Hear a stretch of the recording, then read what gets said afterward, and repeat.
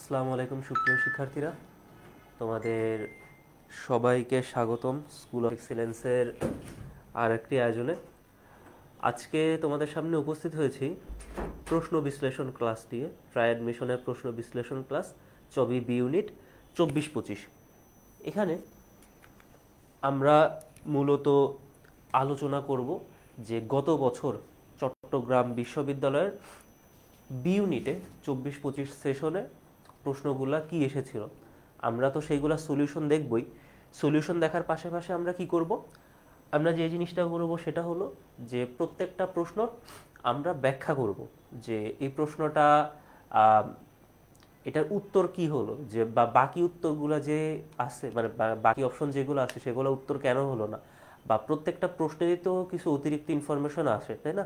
যে দেখা গেল যে এইবার বা গতবার চট্টগ্রাম বিশ্ববিদ্যালয়ে যেভাবে প্রশ্নটা এসেছে একই টপিকের উপরে পরবর্তী বছরে প্রশ্ন আসতে পারে, বা একই ইনফরমেশনের উপরে পরবর্তী বছরে প্রশ্ন আসতে পারে কিন্তু একটু ঘুরাই দিতে পারে। সেটা কিভাবে করতে পারে আমরা এগুলা দেখব। এবং প্রত্যেকটা প্রশ্নেরই আমরা কিছু অতিরিক্ত তথ্য জানবো যেগুলো আমাদের আসলে সাধারণ জ্ঞানের যে জ্ঞান ভান্ডার সেটা তো বাড়িয়ে দিবে, একই সাথে পরবর্তীতে তোমরা যখন পরীক্ষা দিবে তোমাদেরও কিন্তু কাজে লাগবে। তো তোমরা জানো আমাদের ঢাকা বিশ্ববিদ্যালয়ে এবং অন্যান্য ভার্সিটির মানবিক এবং বিভাগ পরিবর্তনের কিন্তু একটা কোর্স রয়েছে। সেখানে ম্যাথের উপরে ক্লাস নিবে সাকিব হোসেন ভাই, বাংলার উপর ক্লাস নিবে সাইফ ভাই, রানা, তারপরে তোমার মাহফুজ, ইংলিশের উপর ক্লাস নেবে হাসনাত আবদুল্লাহ ভাই, বাকি বিল্লাহ ভাই, তন্ময়, সাগর, এবং জিকের উপরে আছে সাকিব শাহরিয়ার ভাই, আতিক এবং আমি। তো চলো কথা না বাড়িয়ে আমরা ক্লাসটা শুরু করে দেই। এবং তোমরা কিন্তু জানো যে আমাদের কোর্সে ভর্তি হলে তোমরা পেয়ে যাচ্ছ 3টা প্রিন্টেড ডাইজেস্ট বুক, সেটা হলো বাংলা, ইংলিশ এবং জিকের উপরে। এবং এর পাশাপাশি তোমরা কিন্তু পেয়ে যাবে একটা ওয়েমার বুক। তোমরা তো অনলাইনে পরীক্ষা দিবা আমাদের সাথে, আমাদের ডেডিকেটেড ওয়েবসাইট আছে সেখানে তোমরা পরীক্ষা দিবা, কিন্তু তোমাদের মূল অ্যাডমিশন পরীক্ষাটা যেহেতু ফিজিক্যাল হবে, তোমাদের খাতা কলমে পরীক্ষা দিতে হবে।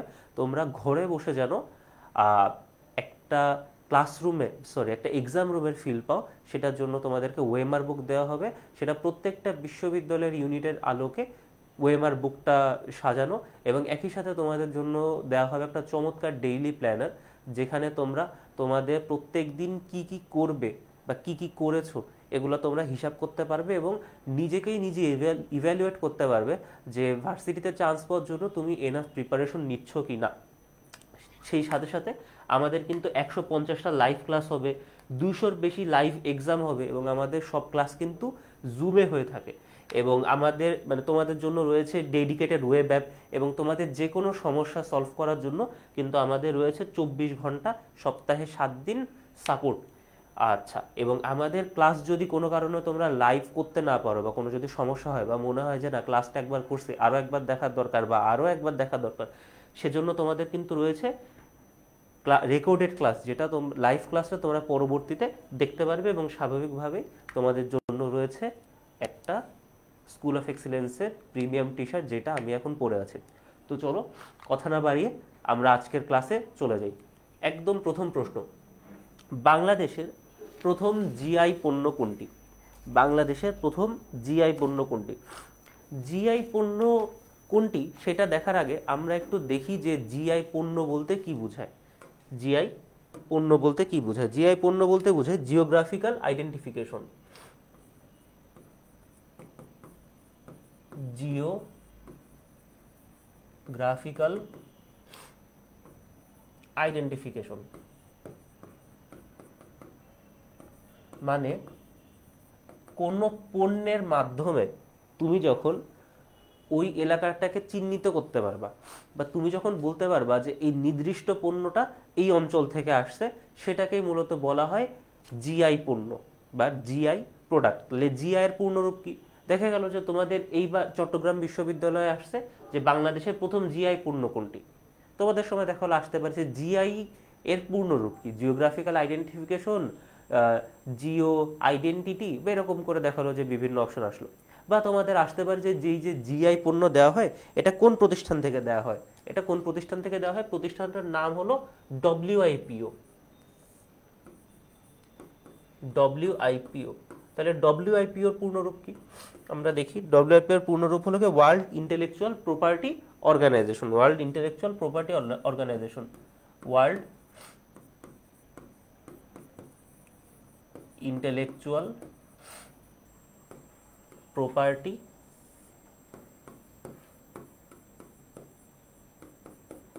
অর্গানাইজেশন,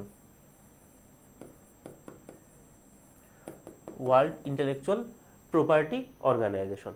আর আমাদের যে প্রথম জিআই পণ্য, আমাদের প্রথম জিআই পণ্য কোনটা, আমাদের প্রথম জিআই পণ্য, এটা কিন্তু মোটামুটি একটা কমন অ্যান্সার, সেটা হলো আমাদের প্রথম জিআই পণ্য হলো এই যে জামদানি। আমাদের প্রথম জিআই পণ্য কোনটা, জামদানি। তাহলে দেখা গেল যে তোমাদের কাছে প্রথম জিআই পণ্য না, তোমাদের কাছে জিজ্ঞাসা করতে পারে যে দ্বিতীয় জিআই পণ্য কোনটা।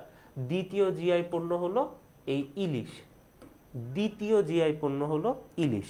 আচ্ছা, তারপরে তোমাদের প্রশ্ন আসতে পারে যে কালিজিরা, তাহলে এইটা কত নাম্বার, কালিজিরা চাল যেটা, কালিজিরা চাল যেটা সেটা কত নাম্বার জিআই পণ্য, এটা হলো 6th বা ষষ্ঠ জিআই পণ্য। আর তোমার যেই সাদামাটি, সাদামাটি যেটা সেটা হলো 4th বা চতুর্থ জিআই পণ্য, সেটা হলো 4th কিংবা চতুর্থ জিআই পণ্য। আচ্ছা, তোমরা কেমন কি উত্তর দিচ্ছ না দিচ্ছ একটু দেখি।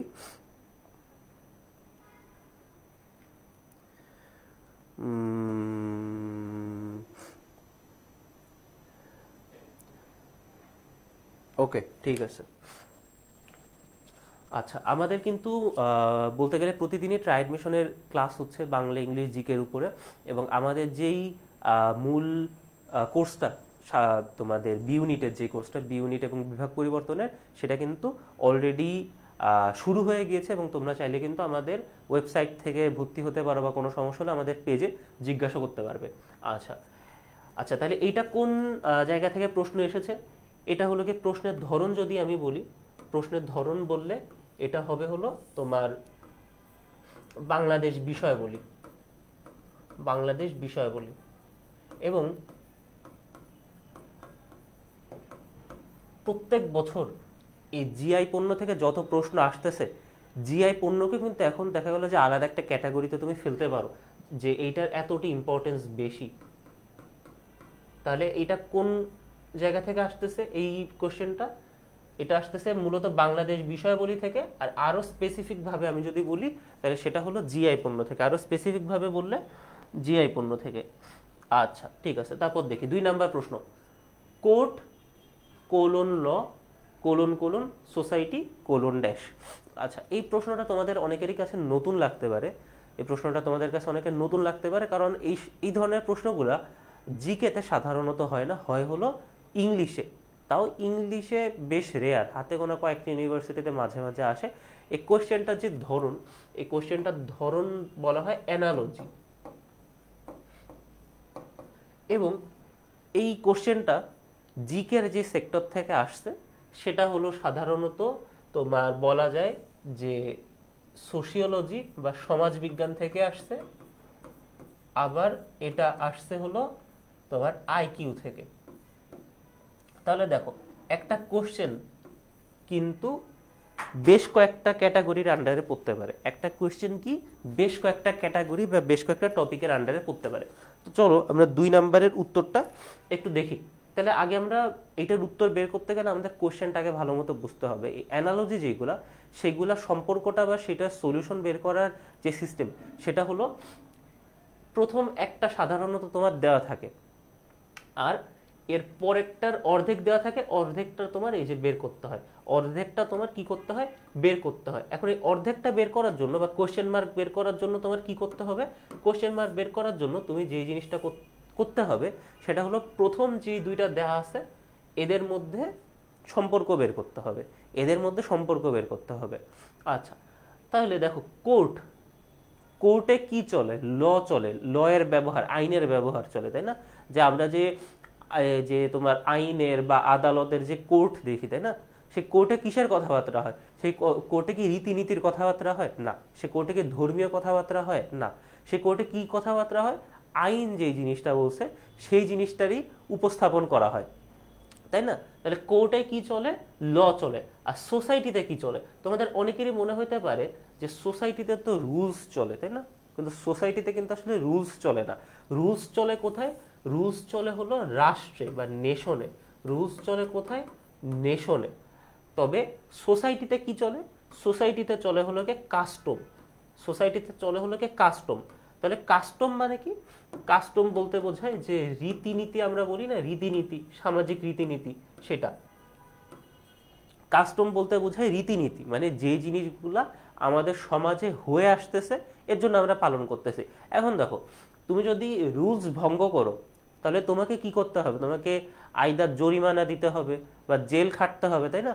কিন্তু তুমি যদি সমাজের কোনো কাস্টম ভঙ্গ করো তোমাকে কিন্তু জরিমানা দিতে হবে না, তোমাকে জেল খাটতে হবে না, এরকম কোনো কিছু করতে হবে না। কিন্তু যে জিনিসটা করতে হবে সেই জিনিসটা হলো, তোমাকে দেখা গেল যে লোকজন মন্দ কথাবার্তা বললো বা লোকজন তোমাকে গালিগালাজ করলো বা লোকজন তোমাকে খারাপভাবে দেখলো, কিন্তু তোমাকে কিন্তু আসলে কোনো জেল জরিমানায় পড়তে হবে না। দেখা গেল যে তুমি রাস্তায় দাঁড়ায় কারোর সাথে চিল্লাচিল্লি করতেছো, অকথ্য ভাষায় গালাগালি করতেছো, বা তুমি তোমার কোনো গুরুজনকে দেখে রেসপেক্ট করো না, দেখা গেলো যে তাকে গালাগালি করতেছো না কিন্তু তার সাথে এমন ভাষায় কথা বলতেছো বা এমন কথা বলতেছো যেগুলো হলো রুড়ো বা সমাজে অ্যাকসেপ্টেবল না, তখন তোমাকে কিন্তু কেউ জরিমানা করবে না, তাই না? তোমাকে বলবে না যে বড়দের সম্মান করো নাই, তুমি 500 টাকা জরিমানা দাও, কিংবা কেউ তোমাকে কিন্তু জেলে নিয়ে যাবে না, পুলিশ তোমাকে হাজতে নিয়ে যাবে না, তাই না? তাহলে দেখো কাস্টম আর রুলসের কিন্তু পার্থক্য মূলত এইটাই। তাহলে কোর্ট ইজ টু ল হলে সোসাইটি ইজ টু কি? Society is to custom. Society is to custom. Okay, তারপরে আমরা 3 নাম্বার কোশ্চেনটা দেখি। বাংলাদেশের সংবিধানে, আচ্ছা এটা তো আমরা বললাম কোন টপিক, অ্যানালজি, সোশিওলজি এবং আইকিউ। বাংলাদেশের সংবিধানের কততম সংশোধনীর মাধ্যমে নির্দলীয় তত্ত্বাবধায়ক সরকার ব্যবস্থা প্রবর্তন করা হয়? আচ্ছা, এখন সংবিধান এমন একটা জিনিস, সেটা চোখ বন্ধ করে বলে দেওয়া যায় যে তুমি যদি 5টা ইউনিভার্সিটির সব মিলে 8টা ইউনিটে পরীক্ষা দাও তাহলে চোখ বন্ধ করে বলে দেওয়া যাবে যে সেই ইউনিটগুলোতে যদি জিকে থাকে তাহলে 8টার ভিতর থেকে অ্যাটলিস্ট 7টাতে সংবিধান রিলেটেড কোশ্চেন আসবে। কি রিলেটেড কোশ্চেন আসবে? সংবিধান রিলেটেড কোশ্চেন আসবে। এখন সংবিধান নিয়ে কিন্তু বিভিন্ন রকম কোশ্চেন আসতে পারে, যে সংবিধানের যে ধারাগুলা, সেগুলা নিয়ে প্রশ্ন আসতে পারে। আবার বাংলাদেশের সংবিধানের যে ইতিহাস সেটা নিয়েও প্রশ্ন আসতে পারে। আবার সংবিধান দিবস নিয়েও প্রশ্ন আসতে পারে। আবার এমন প্রশ্ন আসতে পারে যে কোন দেশগুলাতে তোমার কোনো সংবিধান নেই বা লিখিত সংবিধান নেই, আবার শান্তির সংবিধান বলা হয় কোন সংবিধানকে, এরকম প্রশ্ন কিন্তু আসতে পারে। আবার সংবিধানের ধারা নিয়েও প্রশ্ন আসতে পারে। আবার সংবিধানের সংশোধনী নিয়েও প্রশ্ন আসতে পারে। যেহেতু সংবিধানের এই প্রশ্নটা বলা, তাহলে এটার উত্তর কি হবে? ত্রয়োদশ সংশোধনী। সংশোধন মোট হয়েছে 17 বার। মোট 17 বার সংশোধন হয়েছে আমাদের এই সংবিধান। তার ভিতরে 13 নাম্বার সংশোধনীতে বলা ছিল কি, বাংলাদেশের সংবিধানে 13 নাম্বার সংশোধনীর মাধ্যমে নির্দলীয় তত্ত্বাবধায়ক সরকার ব্যবস্থা প্রবর্তন করা হয়। নির্দলীয় তত্ত্বাবধায়ক সরকার কি? দেখা গেলো যে দেশের কোনো ক্রুশাল মোমেন্টে যখন কোনো পলিটিক্যাল পার্টির কাছে আসলে ক্ষমতা হস্তান্তর করা যায় না, তখন মাঝখানের ওই সময়টাতে দেশকে নিয়ন্ত্রণ করার জন্য একটা তত্ত্বাবধায়ক সরকার পেশ করা হয়। একটা তত্ত্বাবধায়ক সরকার সেই নির্দিষ্ট সময়ে দেশটাকে পরিচালনা করে।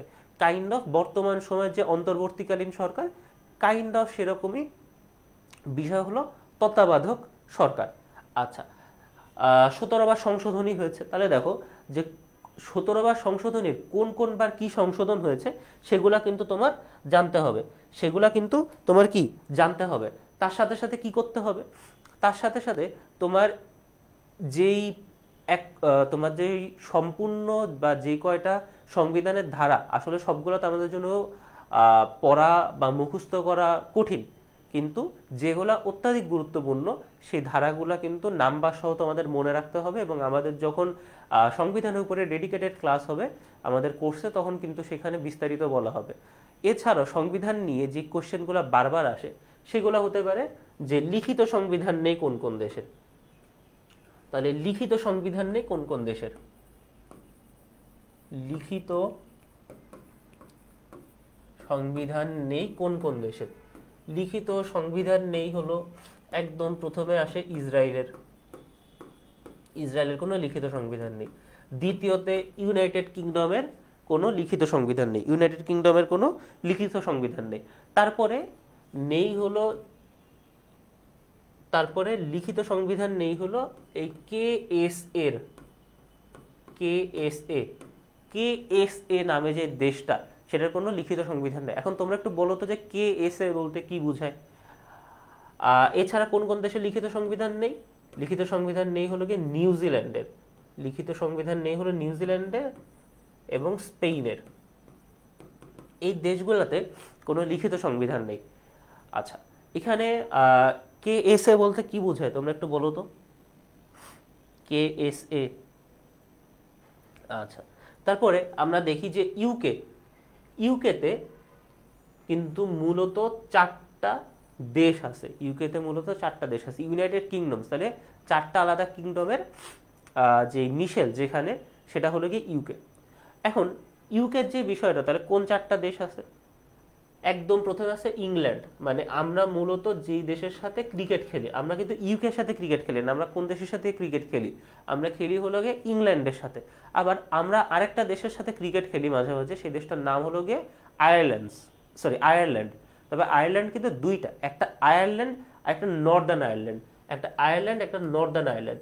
এই নর্দার্ন আয়ারল্যান্ডের অংশই হলো, নর্দার্ন আয়ারল্যান্ড ইউকের অংশ।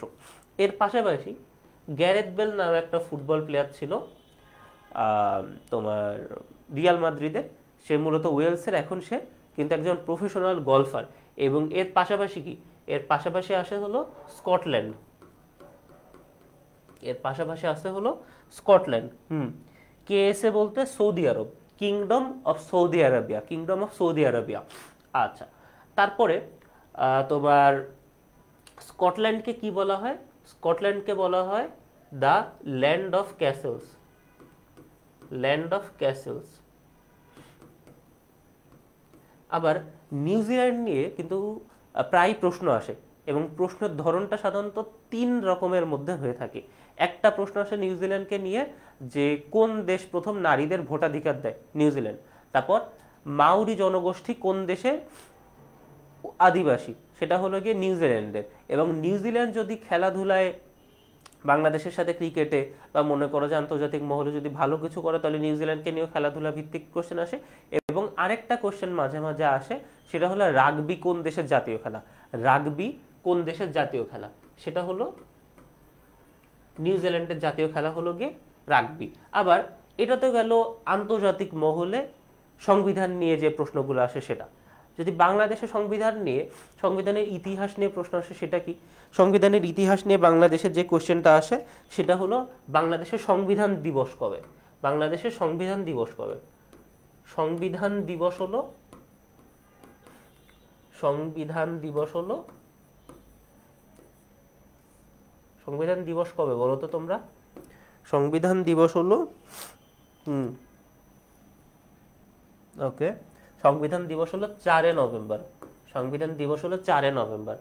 আচ্ছা, তারপরে কারণ এই দিন সংবিধান প্রথম গৃহীত হয়, তাহলে সংবিধান প্রথম বা সংবিধান কোন কোন দিন সাইন করা হয়, সংবিধান কোন কোন দিন সাইন করা হয়? সংবিধান সাইন করা হয় 14 এবং 15 ডিসেম্বর, এবং কত সালে? 1972 সালে। আর সংবিধান মেনে চলা হয় বা সংবিধানকে সম্পূর্ণরূপে রাষ্ট্রে আরোপ করা হয় কত সালে? আরোপ করা হয় 16 ডিসেম্বর 1972। তাহলে দেখো, একটা যুদ্ধ বিধ্বস্ত দেশ 1 বছরের মধ্যে একটা যে পূর্ণাঙ্গ সংবিধান রচনা করতে পারছে, এটা কিন্তু একটা বিশাল বিষয়। আবার সংবিধান রচনা কমিটির মধ্যে কারা কারা ছিল? সংবিধান রচনা কমিটির মধ্যে একমাত্র নারী, একমাত্র নারীকে ছিল, একমাত্র নারী ছিল রাজিয়া বানু,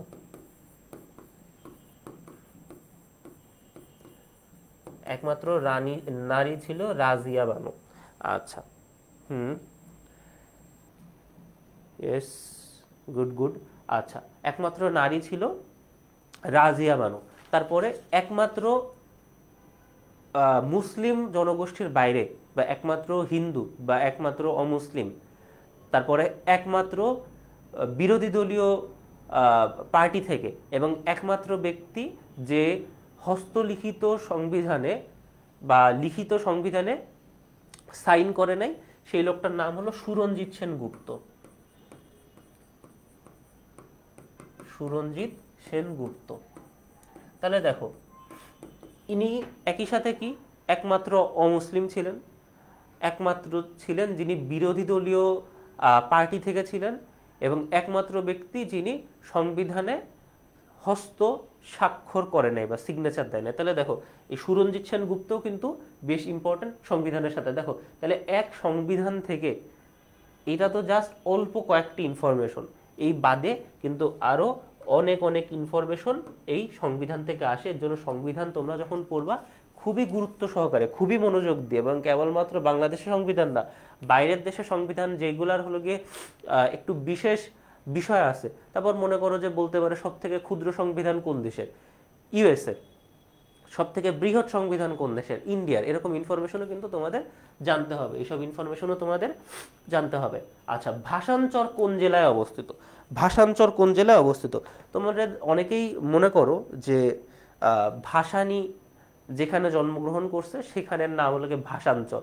ভাষাঞ্চর থেকে জন্মগ্রহণ করছে, তা এই জন্য তার নাম হলো গিয়ে ভাসানী।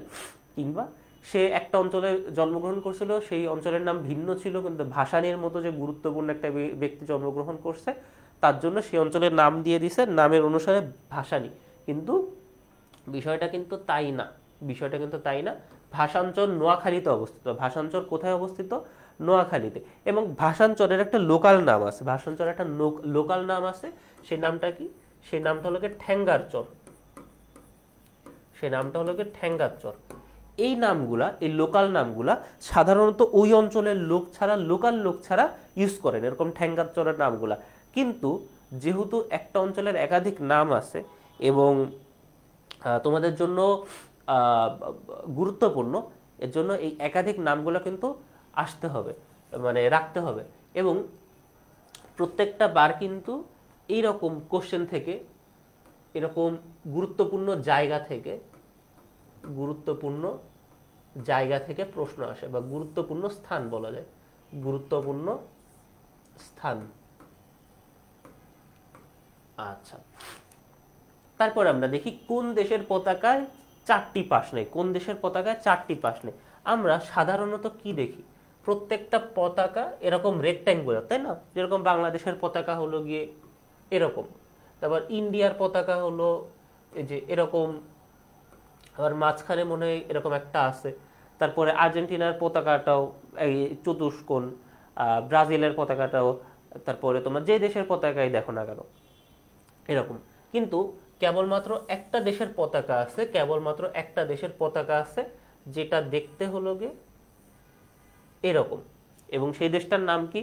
আমরা যারা, আমাদের যাদের ন্যূনতম জেনারেল নলেজ আছে, আমরা কিন্তু জানি সেই দেশের নাম কি। সেই দেশের নাম হলো নেপাল। সেই দেশের নাম কি? নেপাল। একমাত্র দেশ যার পতাকায় 4টি পাশ নেই, যার পতাকায় 4টি পাশ নেই। আচ্ছা, বিশ্বে প্রথম কাঠ দিয়ে তৈরি স্যাটেলাইটের নাম কি? বিশ্বে প্রথম কাঠ দিয়ে তৈরি স্যাটেলাইটের নাম কি? আচ্ছা, এটা কোনটা? এটা হলো গিয়ে আন্তর্জাতিক থেকে আসছে, বা এটা হলো গিয়ে অন্যান্য দেশ থেকে আসছে। দেশ আন্তর্জাতিক,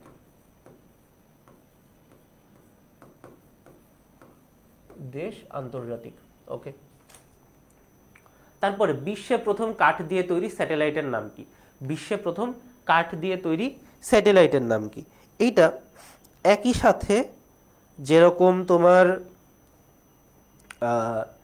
কারেন্ট অ্যাফেয়ার্স থেকে আসছে, এটা একই সাথে যেরকম কারেন্ট অ্যাফেয়ার্স থেকে আসছে, আবার এটা কিন্তু এক হিসাবে আইসিটির অংশ, আবার এক হিসাবে এটা বহির্বিশ্বের অংশ। এটা একই সাথে বহির্বিশ্ব নামক যে টপিক আছে সেটার অংশ। তাহলে উত্তরটা কি হবে? বিশ্বে প্রথম কাঠ দিয়ে তৈরি স্যাটেলাইট এর নাম কি?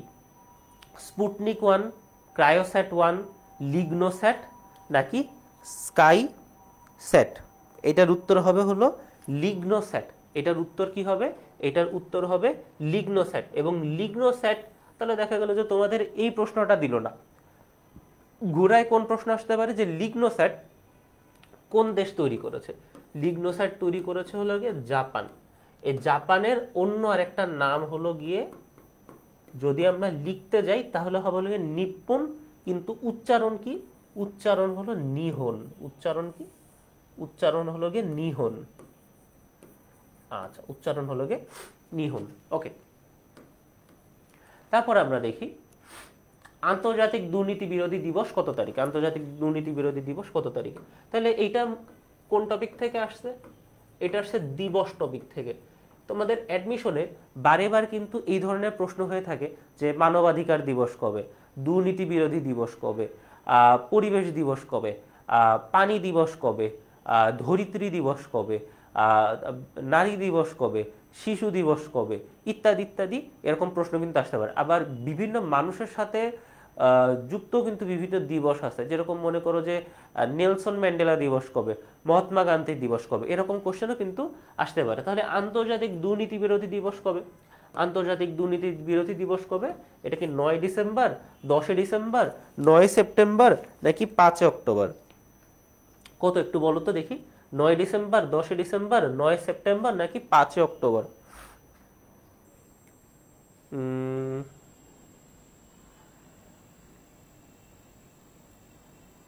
ওকে, এটার উত্তর হবে হলো গিয়ে, সরি, 9 ডিসেম্বর। 9 ডিসেম্বর দুর্নীতি বিরোধী দিবস বলা হয়। তাহলে দুর্নীতি বিরোধী দিবস মনে করো তোমরা জানো, কিন্তু তোমরা তো অনেকে বিউপিতে পরীক্ষা দিবা, তাই না? এবং তোমরা কিন্তু এটাও জানো যে বিউপিতে জিকে প্রশ্ন কিসে হয়? জিকে প্রশ্ন হয় ইংলিশে। তাহলে এই যে দুর্নীতি, আন্তর্জাতিক দুর্নীতি বিরোধী দিবসের ইংরেজিও তো আমাদের জানতে হবে, তাই না? তো এটার ইংরেজি কি? আন্তর্জাতিক তো আমরা জানি ইন্টারন্যাশনাল, আন্তর্জাতিকের ইংরেজি আমরা সকলেই জানি ইন্টারন্যাশনাল। ইন্টারন্যাশনাল।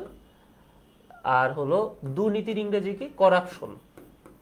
তাহলে দুর্নীতি বিরোধী, তাহলে দুর্নীতির বিরুদ্ধে যারা কথা বলে, তাহলে এন্টি করাপশন। এন্টি করাপশনের দিবস মানে আমরা তো জানি ডে। তাহলে ইন্টারন্যাশনাল, কি লিখলাম আমি, ইন্টারন্যাশনাল এন্টি করাপশন ডে কবে পালিত হয়? 9th of December. কত তারিখে পালিত হয়? 9th of December, international anti corruption day. Very good. 9 September না, কিন্তু 9 ডিসেম্বর। ওকে, ব্যাঙাচি কার ছদ্মনাম? ব্যাঙাচি কার ছদ্মনাম? তাহলে দেখো, সাহিত্য থেকেও কিন্তু মাঝে মাঝে প্রশ্ন আসে। সাহিত্য থেকেও মাঝে মাঝে প্রশ্ন আসে এবং সাহিত্যিকদের নিয়েও প্রশ্ন আসে। তাহলে সাহিত্যিকরা তো ব্যক্তি, তাহলে এটা হলো গিয়ে আমরা গুরুত্বপূর্ণ ব্যক্তির আন্ডারে ফেলতে পারি। এখন এই যে সাহিত্যিকদের নিয়ে মূলত প্রশ্ন আসে বাংলাতে, কিন্তু মাঝে মাঝেও প্রশ্ন আসে জিকেতে। কিরকম?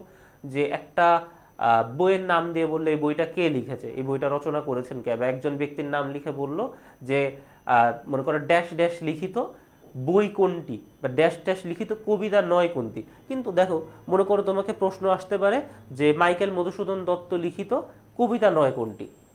এখন তুমি মাইকেল মধুসূদন দত্ত লিখিত কবিতা, গদ্য, ছোট গল্প, সনেট সবই পড়ছো, সবই মুখস্থ, কিন্তু তুমি আসলে ওইভাবে পড়ো নাই যে কোন ক্যাটাগরির আন্ডারে কোনটা পড়ছে।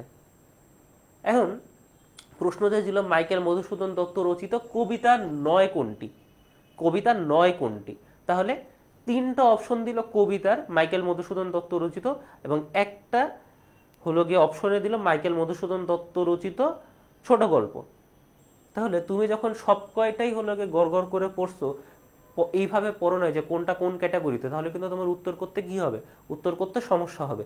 এর জন্য তুমি যখন এইসব ইনফরমেশন পড়বা, তোমার কিন্তু এগুলো মনে রাখতে হবে যে মাইকেল মধুসূদন দত্ত কিংবা নজরুল কিংবা রবীন্দ্রনাথ কিংবা জসিমউদ্দিন কিংবা হলো গিয়ে হাবিবুর রহমান রচিত গদ্য কোনটা, পদ্য কোনটা, উপন্যাস কোনটা, ছোট গল্প কোনটা, নাটক কোনটা, ইত্যাদি ইত্যাদি এইভাবে তোমার করতে হবে। এবং ব্যাঙাচি কার ছদ্মনাম? তাহলে দেখো, অনেক কবিরই কিন্তু বিভিন্ন তারা ছদ্মনামে লিখত, বা যেটাকে বলা হয় অ্যালায়াস নেম, যেটাকে ইংরেজিতে বলে অ্যালায়াস নেম,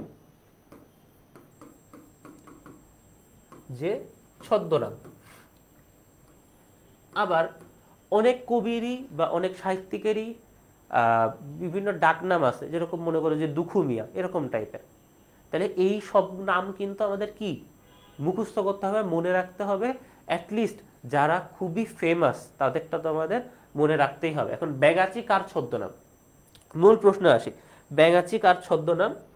ভেরি গুড, ব্যাঙাচি হলো কাজী নজরুল ইসলাম, আমাদের যে জাতীয় কবি, তার ছদ্মনাম। আর তুমি কোনো ব্যক্তির বিস্তারিত পড়ো আর না পড়ো, সাহিত্যিকদের মধ্যে কাজী নজরুল, মাইকেল মধুসূদন, রবীন্দ্রনাথ, জসিমউদ্দিন, এনাদের যে হাতে গোনা 5-6 জন আছে, তাদের কিন্তু জীবন বৃত্তান্ত কাইন্ড অফ আমাদের পড়তে হবে, কারণ এনাদেরকে নিয়ে এতভাবে এত রকম কোশ্চেন আমাদের আসে।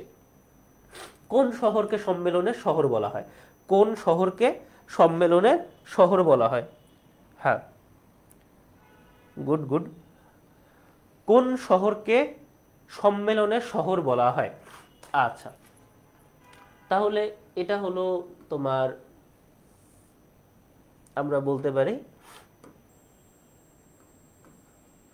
এটা হলো চুক্তি থেকে আসছে, মূলত চুক্তি কিংবা উপনাম।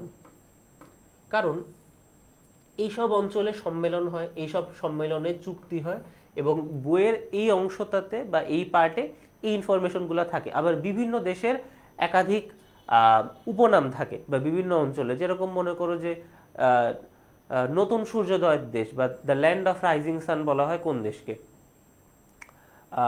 জাপানকে। তারপর মনে করো দ্য ল্যান্ড অফ ড্রাগনস বলা হয় কোন দেশকে? ভুটানকে, তাই না? দ্য ল্যান্ড অফ টাইগার্স বলা হয় কোন দেশকে? বাংলাদেশকে। তাহলে বিভিন্ন দেশের বিভিন্ন শহরের এরকম নাম থাকে। তারপরে হলো গিয়ে শিকাগোকে বলা হয় কসাইখানা, তাই না? তারপর শিকাগোকে বলা হয় হলো গিয়ে দ্য উইন্ডেস্ট সিটি, মানে যেই শহরে বাতাস সব থেকে বেশি, এরকম আর কি। তাহলে এরকম শহর, এরকম দেশের বিভিন্ন উপনাম থাকে, যেগুলো কিন্তু আমাদের জানতে হবে। তাহলে কোন শহরকে সম্মেলনের শহর বলা হয়? এখানে অপশন কি কি আছে? Zurich, Geneva, new York, London. আমরা দেখি না যে সম্মেলনের নাম হইলে একটা নাম বারবার আমাদের চোখের সামনে আছে, সেই শহরটার নাম কি? সেই শহরটার নাম হলো গিয়ে জেনেভা। এটা আমরা মোটামুটি জানি যে জেনেভাকে সম্মেলনের শহর বলা হয়। না জানলেও আমরা সম্মেলনের সাথে জেনেভা নামটা এতভাবে কানেক্টেড যে এই নামটা আমরা একটু কমন সেন্স, বা এই প্রশ্নটা আমরা একটু কমন সেন্সের সাথে উত্তর করতে পারি। এখন কথা হলো, এত দেশ বাদ দিয়ে বারবার কেন এই যে জেনেভাতে সম্মেলন করা হয়? তার কারণ হলো, জেনেভা যেই দেশে অবস্থিত, সেই দেশটা হলো আসলে একটা নিউট্রাল দেশ। মানে এই দেশটা কারোর ডানেও নাই, এই দেশটা কারোর বামেও নাই। এই দেশটা এমন কোনো অর্গানাইজেশনের সাথে যুক্ত না যে অর্গানাইজেশনগুলো একটু ডিবেটেড বা একটু সমালোচিত।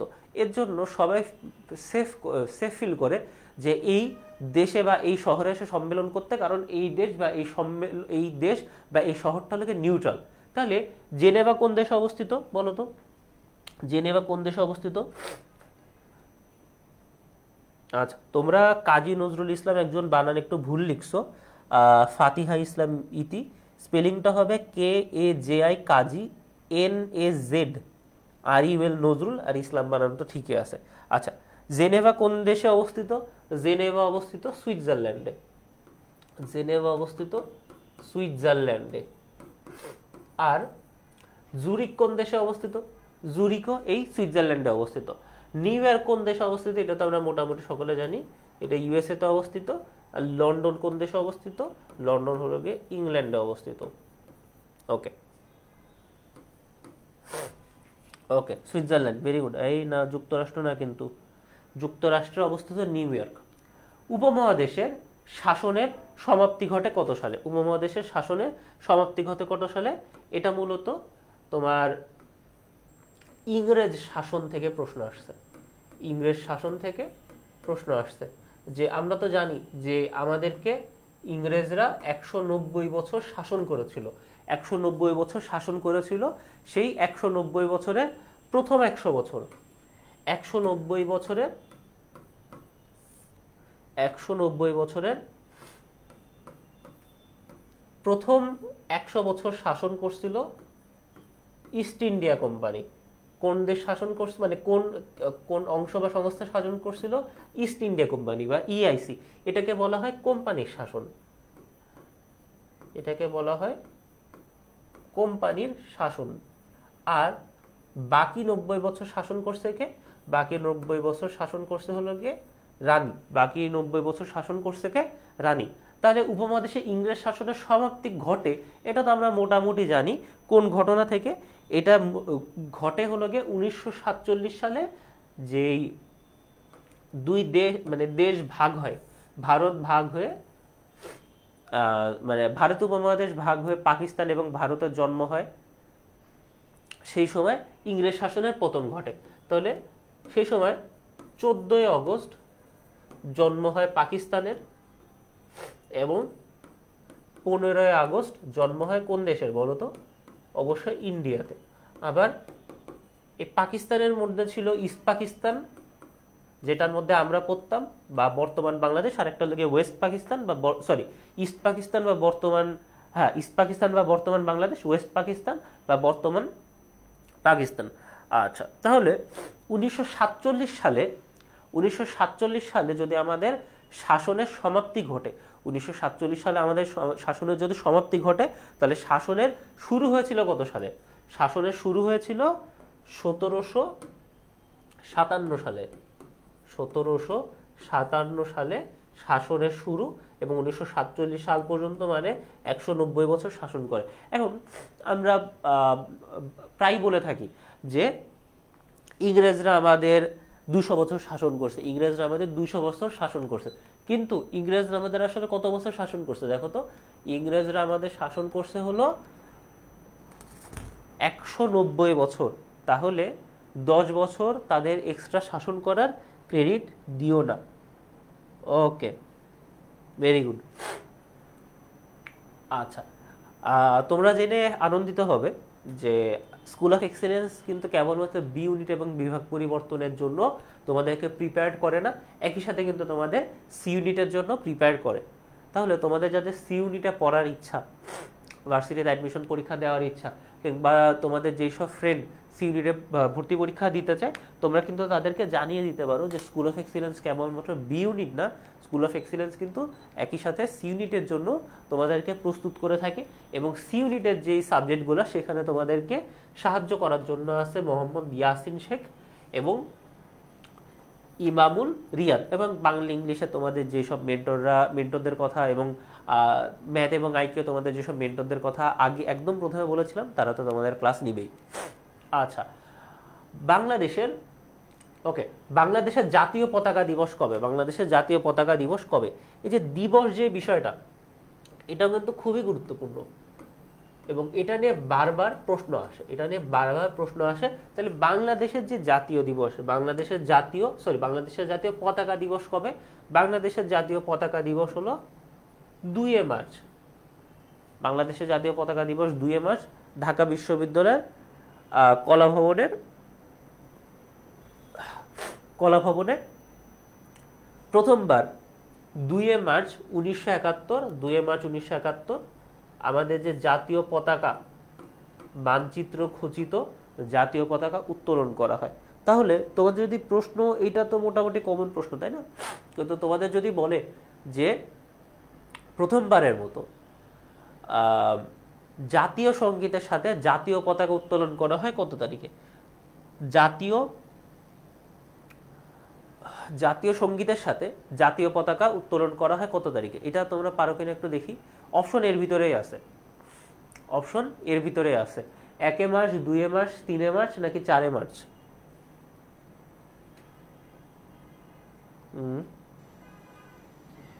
ওকে,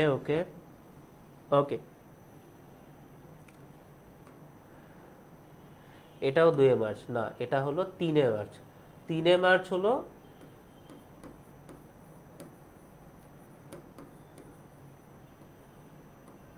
জাতীয় সঙ্গীতের সাথে জাতীয় পতাকার উত্তোলন। জাতীয় সঙ্গীত এবং জাতীয় পতাকা একসাথে মানে জাতীয় সঙ্গীতের সাথে সাথে জাতীয় পতাকার উত্তোলন করা হয় 3 মার্চ। ওকে। বর্তমান বিশ্বের কতটি দেশে বাংলাদেশের মিশন রয়েছে? বর্তমান বিশ্বে কতটি দেশে বাংলাদেশের মিশন রয়েছে? এখন বহির্বিশ্বে বাংলাদেশ মানে ইন্টারন্যাশনালি বাংলাদেশ যখন কোনো ভালো কাজ করে বা কোনো তোমার গুরুত্বপূর্ণ কোনো কিছুর সাথে যখন জড়িত থাকে তখন কিন্তু সেটা বা আন্তর্জাতিক মহলে বাংলাদেশ যখন খ্যাতি নিয়ে আসে তখন সেটা নিয়ে কিন্তু প্রায়ই প্রশ্ন হতে দেখা যায়। তাহলে এটা কি?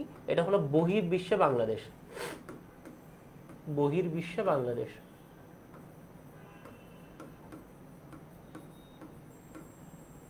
ওকে। বর্তমান বিশ্বের কতটি দেশে বাংলাদেশের মিশন রয়েছে?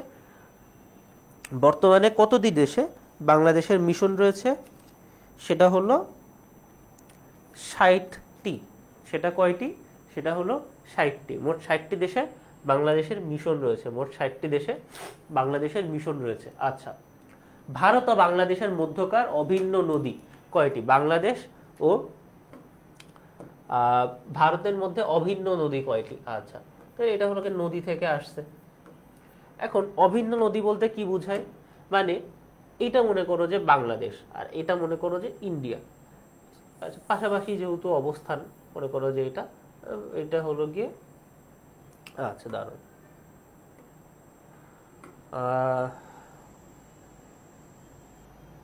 এটা মনে করো বাংলাদেশ আর এটা হলো ইন্ডিয়া। তাহলে যেই নদীটা একই সাথে বাংলাদেশেও আছে এবং ভারতেও আছে বা বাংলাদেশ এবং ভারত উভয়ের মধ্যেই প্রবাহিত, এই নদীগুলাকে বলা হয় অভিন্ন নদী। এই নদীগুলাকে বলা হয় অভিন্ন নদী। এরকম অভিন্ন নদীর সংখ্যা কয়টা? 57, 3, 52, 54। 57, 3, 52, 54 কয়টি? 57, 3, 52, 54। Very good. এটা সংখ্যা হলো 54টি। তাহলে এরকম 54টি নদী আছে যে নদীগুলা একই সাথে বাংলাদেশ এবং ভারতের মধ্যে প্রবাহিত। বাংলাদেশ এবং ভারতের মধ্যে প্রবাহিত। আচ্ছা, 4B আন্দোলন কিসের সঙ্গে সম্পর্কিত? 4B আন্দোলন কিসের সঙ্গে সম্পর্কিত? এটা একই সাথে রিসেন্ট এবং আন্দোলনের সাথে, আন্দোলন টপিকের মধ্যে পড়ে। রিসেন্ট এবং আন্দোলন টপিকের মধ্যে পড়ে। দেখো, এইটা যখন চট্টগ্রাম বিশ্ববিদ্যালয়ের পরীক্ষা হয়েছিল গত বছরে বা গত সেশনে, তখন একটা রিসেন্ট বিষয় ছিল, এর জন্য আসছে। কিন্তু তোমরা ভবিষ্যতে যখন পরীক্ষা দিবা বা দেখা গেল যে আমাদের সাথে ক্লাস করতেছো honours inter first year second ইয়ারের কেউ, তোমাদের তো পরীক্ষা এখনো বাকি আছে, তোমরা যখন পরীক্ষা দিবা তখন এই টপিক আসতে পারে, এই 4B নিয়ে। কিংবা যখন তোমরাই দেখা গেল যে 5-6 বছর পর চাকরির পরীক্ষা দিবা তখনও কিন্তু এই কোশ্চেনগুলো আসতে পারে। যেরকম একটা মুভমেন্ট ছিল কয়েক বছর আগে শুরু হয়েছিল, সেটার নাম হলো মি টু। সেটা নিয়ে সেই সময় প্রশ্ন তো আসছেই, বর্তমান সময়েও প্রশ্ন আসছে যে নারীর অধিকার নিয়ে হলো একটা আন্দোলন। তারপর মনে করো যে তোমার BLM মুভমেন্ট এটা কিসের সাথে সম্পর্কিত? BLM মুভমেন্ট এটা কিসের সাথে সম্পর্কিত? ব্ল্যাক লাইভস ম্যাটার বা হলো গিয়ে যেই স্কিন কালার বা রেসের উপর ভিত্তি করে মানুষজনকে যেই একটা ডিসক্রিমিনেশন করা হয় সেটাকে যেন না করা হয়, বা রেশিয়াল আইডেন্টিটির জন্য যেই আন্দোলনটা বা রেশিয়াল ডিসক্রিমিনেশনের এগেনস্টে যে আন্দোলনটা, সেটাকে ব্ল্যাক লাইভস ম্যাটার বলে। সেটা নিয়ে কিন্তু বর্তমানে এখনো প্রশ্ন আসে। তাহলে এই যে 4B আন্দোলন কিসের সাথে সম্পর্কিত? 4B আন্দোলন হলো একটা নারীবাদী আন্দোলন। 4B হলো একটা নারীবাদী আন্দোলন, মানে যে আন্দোলনটা নারীদের কথা বলে, নারীদের অধিকারের কথা বলে। তাহলে এইখানে তোমার এই আন্দোলনটা কোথায় শুরু হয়েছিল? এই আন্দোলনটা শুরু হয়েছিল সাউথ কোরিয়াতে। এই আন্দোলনটা শুরু হয়েছিল সাউথ কোরিয়াতে। আর এইখানে তোমার 4টা নায়ের ব্যাপারে বলা আছে। 4 নোজ মানে যেই 4টা জিনিস নারীরা করতে চায় না, মানে যারা আন্দোলন করতেছিল সেই আন্দোলনকারী নারীদের ভাষ্য বা যারা এই ধরনের আন্দোলনে বা এই আন্দোলনের সাথে যাদের সম্পৃক্ততা ছিল তারা বলতেছিল যে আমরা এই 4 ধরনের কাজ করতে চাই না, এই 4 ধরনের কাজ করতে চাই না। বা এখানে তাদেরকে আসলে জোর জবরদস্তি করা যাবে না। সেগুলা কি? নো টু ম্যারেজ, মানে তাদেরকে বিবাহের জন্য জোর দেওয়া যাবে না। কেউ যদি বিবাহ করতে চায় করবে, না করতে চাইলে না করবে, কিন্তু এখানে জোর জবরদস্তির কোনো বিষয় নাই। 2 নম্বরে কি? নো চাইল্ড বার্থ, মানে কেউ চাইলে বিবাহ, সরি, কেউ চাইলে শিশু বা বাচ্চা বা নবজাতক জন্ম দিতেও পারে, নাও দিতে পারে, এখানে তাকে জোর করা যাবে না। 3 নম্বরে কি? 3 নম্বরে দেখে হলো কি নো ডেটিং, মানে কাউকে ডেট করার জন্য বাধ্য করা যাবে না। এবং 4 নাম্বার যেটা, সেটা হলো নো সেক্স উইথ মেন, মানে কেউ যদি কোনো পুরুষের সাথে শারীরিক সম্পর্ক করতে না চায় তাহলে তাকেও জোর করা যাবে না। তাহলে দেখা গেল যে কোনো নারী কেবলমাত্র 1 নাম্বার মানতেছে, বাকি 3টা মানতেছে না। কোনো নারী কেবলমাত্র মনে করে 4 নাম্বার মানতেছে, বাকি 3টা মানতেছে না। এরকম হলো গিয়ে হতে পারে যে যার না, সেই নাটা সে মেনে চলতেছে, এবং এটাকে বলা হয় 4B আন্দোলন। তাহলে কথা হলো, তাহলে বি কোন জায়গা থেকে আসতেছে? চাপ তো আমরা বুঝলাম, তাহলে বি কোন জায়গা থেকে আসতেছে? এই যে প্রত্যেকটা ওয়ার্ড, মানে প্রত্যেকটা যেই তাদের যে দাবিগুলা, সেটা কোরিয়ান ভাষায় বি দিয়ে লেখা হয় বা বি দিয়ে উচ্চারিত হয়, এর জন্য এটাকে বলা হয় 4B আন্দোলন। এটাকে বলা হয় 4B আন্দোলন। ওকে, ডক্টর মোহাম্মদ ওকে ডক্টর মোহাম্মদ ইউনূস কত তারিখে অন্তর্বর্তীকালীন সরকারের প্রধান উপদেষ্টা হিসাবে দায়িত্ব পালন করেন? তাহলে এটা আমরা একই সাথে দেখতেছি যে আমাদের জাতীয় বিষয়াবলী, জাতীয় বিষয়াবলী এবং একই সাথে সাথে কি, একই সাথে সাথে গুরুত্বপূর্ণ ব্যক্তি, গুরুত্বপূর্ণ ব্যক্তির মধ্যে পড়তেছে। তাহলে আমরা তো জানি যে 5 আগস্ট 36 দিন আমাদের যে আন্দোলনটা চলে, তার মাধ্যমে বা তার শেষে 5 আগস্ট শেখ হাসিনা দেশ ছেড়ে পালাতে বাধ্য হয়, এবং এরকম একটা ভঙ্গুর দেশে প্রধান উপদেষ্টা হিসাবে ডক্টর মোহাম্মদ ইউনূস দায়িত্ব পালন করে বা প্রধান উপদেষ্টা হিসাবে শপথ গ্রহণ করে বা দায়িত্ব গ্রহণ করে কত তারিখে? সেটা হলো 8 আগস্ট 2024। 8 আগস্ট 2024 কত তারিখে? 8 আগস্ট 2024। ওকে, এবং একই সাথে কিন্তু ডক্টর মোহাম্মদ ইউনূসের জীবনীও তোমাদের একটু মোটামুটি জানতে হবে, যে তিনি কোন বিশ্ববিদ্যালয়ে পড়াশোনা করেছিলেন, অনার্স ঢাকা বিশ্ববিদ্যালয়ে। তিনি কোন বিশ্ববিদ্যালয়ের হলো শিক্ষক ছিলেন, মূলত চিটাগং ইউনিভার্সিটি, এবং তিনি বিভিন্ন দেশের অনারারি টিচার এবং গেস্ট টিচার হিসাবেও গুরুত্বপূর্ণ ভূমিকা পালন করেছে। তার যেই তোমার 3-0 যে তত্ত্ব বা গ্রামীণ ব্যাংক, মাইক্রো ফাইন্যান্স, এই বিষয়গুলো নিয়েও কিন্তু তোমাদের পড়তে হবে, এবং তার লিখিত বই, তার লিখিত তার বলা উক্তি, এগুলো কিন্তু বেশ গুরুত্বপূর্ণ। আচ্ছা, ডোকলাম ত্রিমুখী সীমান্ত সংযুক্ত করেছে dash dash dash dash dash, মানে কোন তিনটি দেশকে বা দেশের সীমানায় ডোকলাম ত্রিমুখী সীমান্ত অবস্থিত? ডোকলাম ত্রিমুখী সীমান্ত অবস্থিত। তাহলে দেখো, এটা হলো গিয়ে তোমার সীমানা বা বর্ডার থেকে কোশ্চেন আসছে। বর্ডার কিন্তু নিজেই আলাদা একটা টপিক, বর্ডার নিজেই কিন্তু আলাদা একটা টপিক। ওকে, আর তাহলে এইটা কোন জায়গায় অবস্থিত? চীন, ভারত এবং ভুটান। আমরা যদি আমাদের আন্তর্জাতিক মানচিত্র দেখি, তাহলে দেখবা চীন, ভারত এবং ভুটান একটা জায়গায় মিলিত হয়েছে, এবং সেই জায়গাটার নাম হলো ডোকলাম, ডোকলাম সীমান্ত। তাহলে দেখা গেল ডোকলাম ত্রিমুখী সীমান্ত নিয়ে তোমার প্রশ্ন আসে, তোমাকে প্রশ্ন আসতে পারে যে ডোকলাম স্থানটি কোন দেশের সীমান্তে অবস্থিত, এভাবে কিন্তু প্রশ্ন আসতে পারে, তাই না? প্রশ্ন কিন্তু একটু ঘুরায় ফিরাও আসতে পারে। টপিক এক, ইনফরমেশন এক, কিন্তু প্রশ্ন এই দিক সেই দিক একটু ঘোরায় প্যাচে আসতে পারে। এটা যে 24-25 সেশনে আসতে, 25-26 সেশনে আসতে পারে। আবার অনেক সময় দেখা যায় যে চিটাগং ইউনিভার্সিটির বি ইউনিটে এই ইনফরমেশন থেকে কোশ্চেন আসছে এইভাবে, ডি ইউনিটে কোশ্চেন আসছে আর একটু ভিন্নভাবে। এটা কিন্তু আমরা বিভিন্ন বছরে হতে দেখছি। এবং এটা তো আমি বললাম যে বিভিন্ন ইউনিটের কথা। তোমরা জানো রাজশাহী ইউনিভার্সিটিতে বিভিন্ন শিফটে পরীক্ষা হয়। মানে সাপোজ রাজশাহী ইউনিভার্সিটির যে এ ইউনিট, এখানে যারা মানবিক, কলা, সামাজিক বিজ্ঞান, আইআর, ল, এইগুলাতে পড়তে চায় তারা পরীক্ষা দেয়। এবং ওদের পরীক্ষাগুলো একই দিনে হয়ে থাকে, কিন্তু যেহেতু তাদের জায়গা সংকুলান কম, এর জন্য 4টা-5টা শিফটে পরীক্ষা দেয়। এবং দেখা যায় যে 4টা-5টা শিফটে কোশ্চেন কিন্তু বেশ রিপিট হয়। দেখা গেলো একদম হুবহু ইনফরমেশন, একদম হুবহু প্রশ্ন দিল, বা প্রশ্নটা একটু ঘুরায় পেঁচায় দিল, এরকম কিন্তু হয়ে থাকে, এরকম কিন্তু হয়ে থাকে।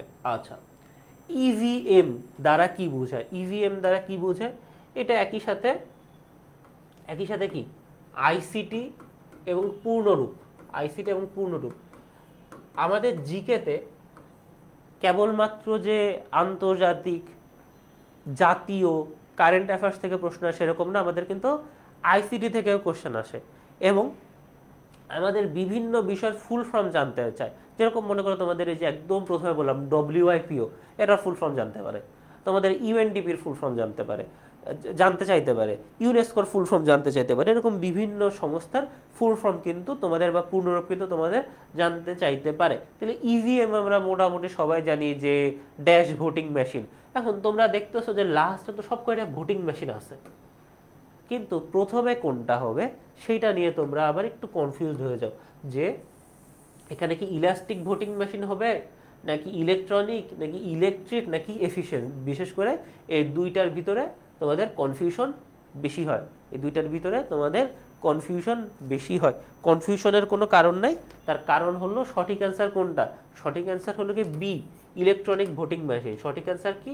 সঠিক অ্যান্সার হলো ইলেকট্রনিক ভোটিং মেশিন কিংবা ইভিএম, কিংবা কি ইভিএম, যেটা মূলত আমাদের যে জাতীয় নির্বাচন সেগুলাতে ব্যবহার করা হয়, যেটা আমাদের জাতীয় নির্বাচনে ব্যবহার করা। এই যে দেখছো একজন ভুল করে ফেলছো, এই যে দুইজন ভুল করে ফেলছো। ভোটিং মেশিন, সব ভোটিং মেশিন দেখে, সব দিয়ে শুরু হয়েছে দেখেই একজন ইলাস্টিক ভোটিং মেশিন বলছো, একজন ইলেকট্রিক ভোটিং মেশিন বলছো। যেটার কথা বলতেছিলাম যে এই ধরনের ভুল কিন্তু মোটেও করা যাবে না, এই ধরনের ভুল মোটেও করা যাবে না। এই ধরনের ভুল থেকে দৌড়ায় পালাইতে হবে। জনশুমারি 2022 অনুযায়ী পুরুষ ও নারীর অনুপাত কত? তাহলে দেখো এটা মূলত আসছে জনসংখ্যা ও নৃতত্ব থেকে, এটা আসছে জনসংখ্যা ও নৃতত্ব থেকে।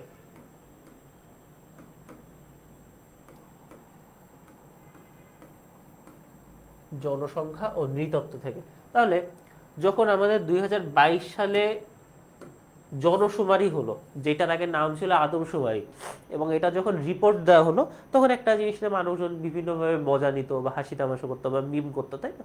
মানে কাউকে হার্ট করার জন্য না, জাস্ট হলো এখনকার জেনারেশন, বা এখনকার জেনারেশন বলতে আসলে আমিও সেই জেনারেশনের মধ্যে পড়ি, তুমিও সেই জেনারেশনের মধ্যে পড়ো, যে যাই হোক সেটা নিয়ে একটু মিম বানাইতে হবে। তো এটা নিয়ে মিম বানাইতো যে কি প্রত্যেকটা, মানে প্রত্যেক 98 জন পুরুষের জন্য নারীর সংখ্যা হলো গিয়ে 100। তাহলে নারীর থেকে পুরুষের সংখ্যা বেশি, সরি পুরুষের থেকে নারীর সংখ্যা বেশি। তাহলে এইখানেও দেখো কনফিউশনের বিষয়টা কি, 100/98, 98/100। তাহলে দেখো দুইটা জিনিসই কিন্তু এক, দুইটা জিনিসই কিন্তু এক, তাই না? জাস্ট এপিটোপিট, এপিটোপিট। তুমি জানো যে পুরুষ 98 এবং নারী 100। তাহলে শুধুমাত্র এইটুকু জানলে কিন্তু হবে না, তোমার এইটুকু এটাও জানতে হবে যে এই যে কোলন, এই যে কোলন, এইটা ডানে নারী বসে না বামে নারী বসে, না ডানে পুরুষ বসে না বামে পুরুষ বসে। দেখি তোমরা কোনটা দাও, 100/98 নাকি 98/100?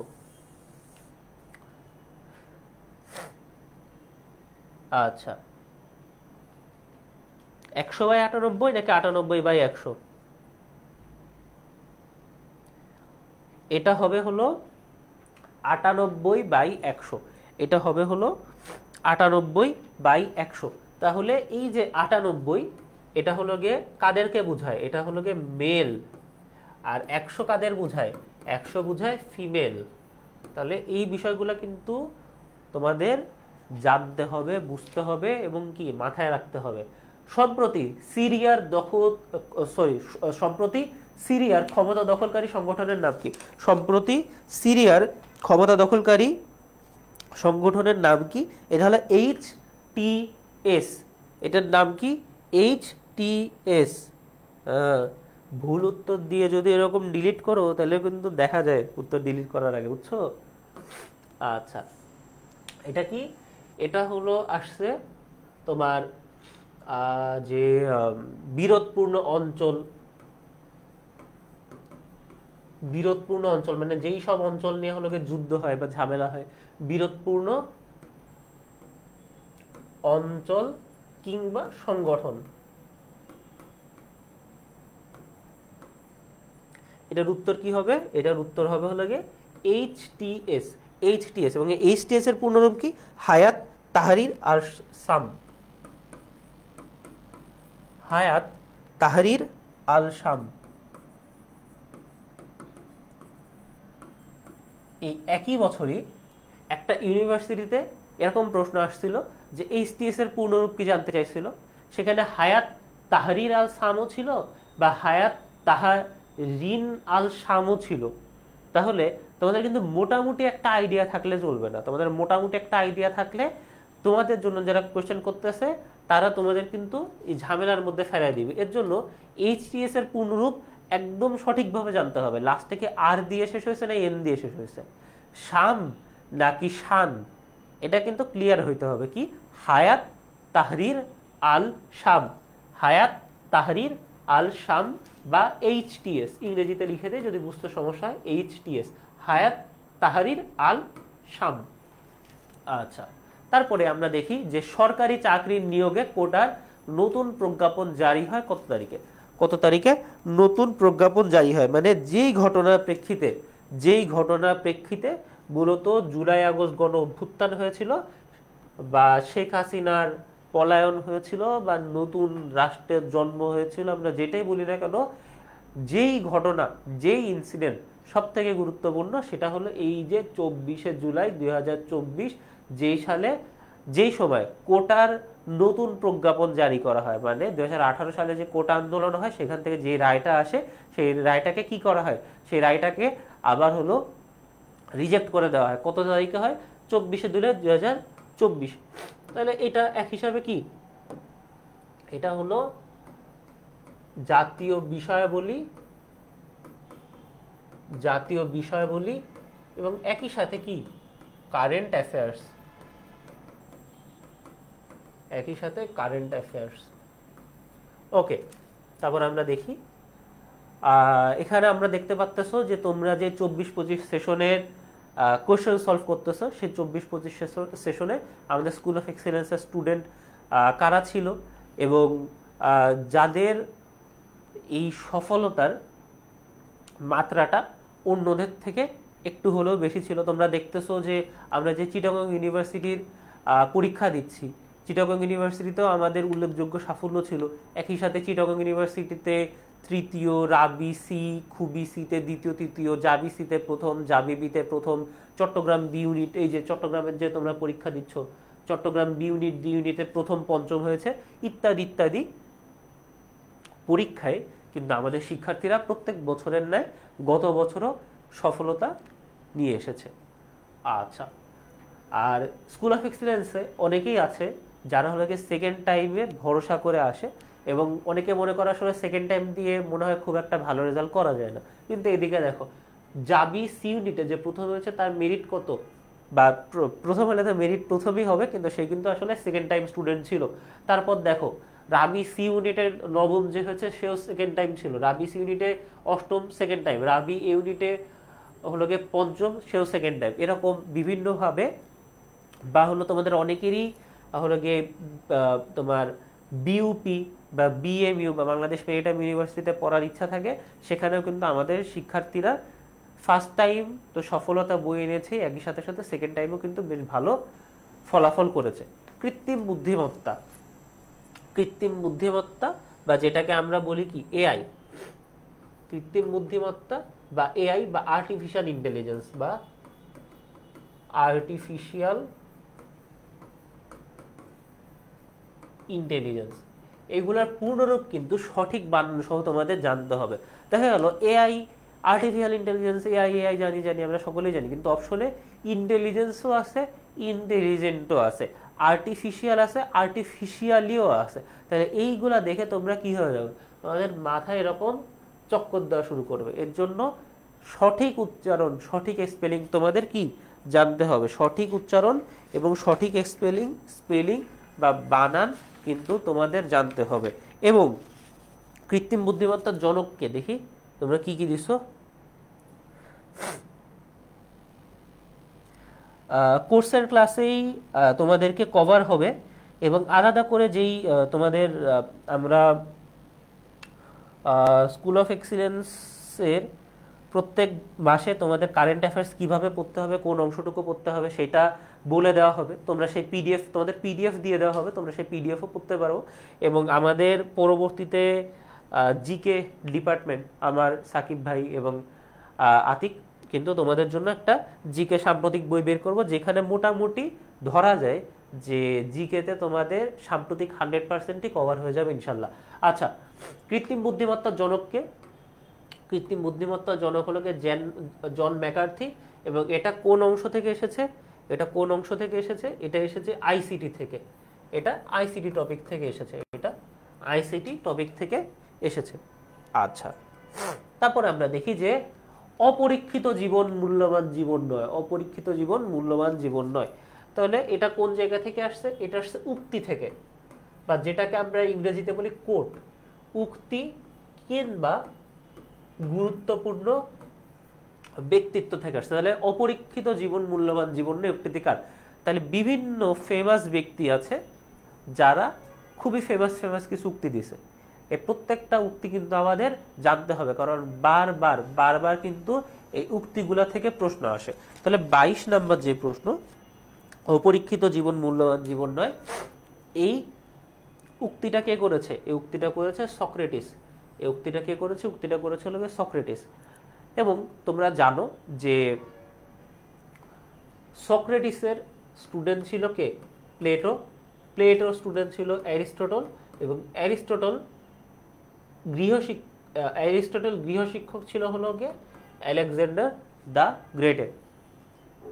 অ্যারিস্টটল গৃহশিক্ষক ছিল কার? আলেকজান্ডার দ্য গ্রেটের। তাহলে এই যে প্যাটার্নটা, এটা কিন্তু তোমাদের মনে রাখতে হবে। তোমাদের দেখানো প্রশ্ন করতে পারে যে প্লেটোর স্টুডেন্ট কে ছিল? অ্যারিস্টটল নাকি সক্রেটিস নাকি আলেকজান্ডার দ্য গ্রেট? উত্তর কোনটা হবে? অ্যারিস্টটল। উত্তর কোনটা হবে? অ্যারিস্টটল। ওকে। বাংলাদেশের নারী ক্রিকেট দল কবে টেস্ট মর্যাদা লাভ করে? বাংলাদেশের নারী ক্রিকেট দল কবে টেস্ট মর্যাদা লাভ করে? আগে কি দেখা যেত যে বাংলাদেশের খেলা নিয়ে, বিশেষ করে ক্রিকেট নিয়ে প্রশ্ন আসলে পুরুষদের নিয়ে প্রশ্ন আসতো, কিন্তু বর্তমান সময়ে যে জিনিসটা দেখা গেছে যে বর্তমান সময়ে বাংলাদেশের পুরুষ ক্রিকেট দলের যে ভরাডুবি এবং বাংলাদেশের নারী ক্রিকেট দলের যেই উত্থান, সেটা আসলে চোখে পড়ার মতো। এবং বাংলাদেশ নারী ক্রিকেট দল কবে টেস্ট মর্যাদা লাভ করে? বাংলাদেশ নারী ক্রিকেট দল টেস্ট মর্যাদা লাভ করে 1 এপ্রিল 2021। এবং এইটা কোন টপিক থেকে আসছে? এটা আসছে খেলাধুলা। খেলাধুলা এবং একই সাথে বলতে পারো যে নারী বিশ্ব। বিশ্ববিদ্যালয়গুলো, বিশেষ করে ঢাকা বিশ্ববিদ্যালয়, প্রত্যেক বছরই দেখবা একটা তাদের টেন্ডেন্সি আছে যে নারীদের নিয়ে প্রশ্ন করা হয়, বা যেখানে আসলে নারীদেরকে উত্থান করা হয় বা নারীদেরকে গ্লোরিফাই করা হয় বা নারীদেরকে পজিটিভভাবে দেখা হয়, সেই বিষয়ে হাইয়েস্ট একটা থেকে মানে অ্যাটলিস্ট একটা, হাইয়েস্ট 2টা এরকম প্রশ্ন কিন্তু ঢাকা বিশ্ববিদ্যালয় দিয়েই থাকে নারীদেরকে নিয়ে।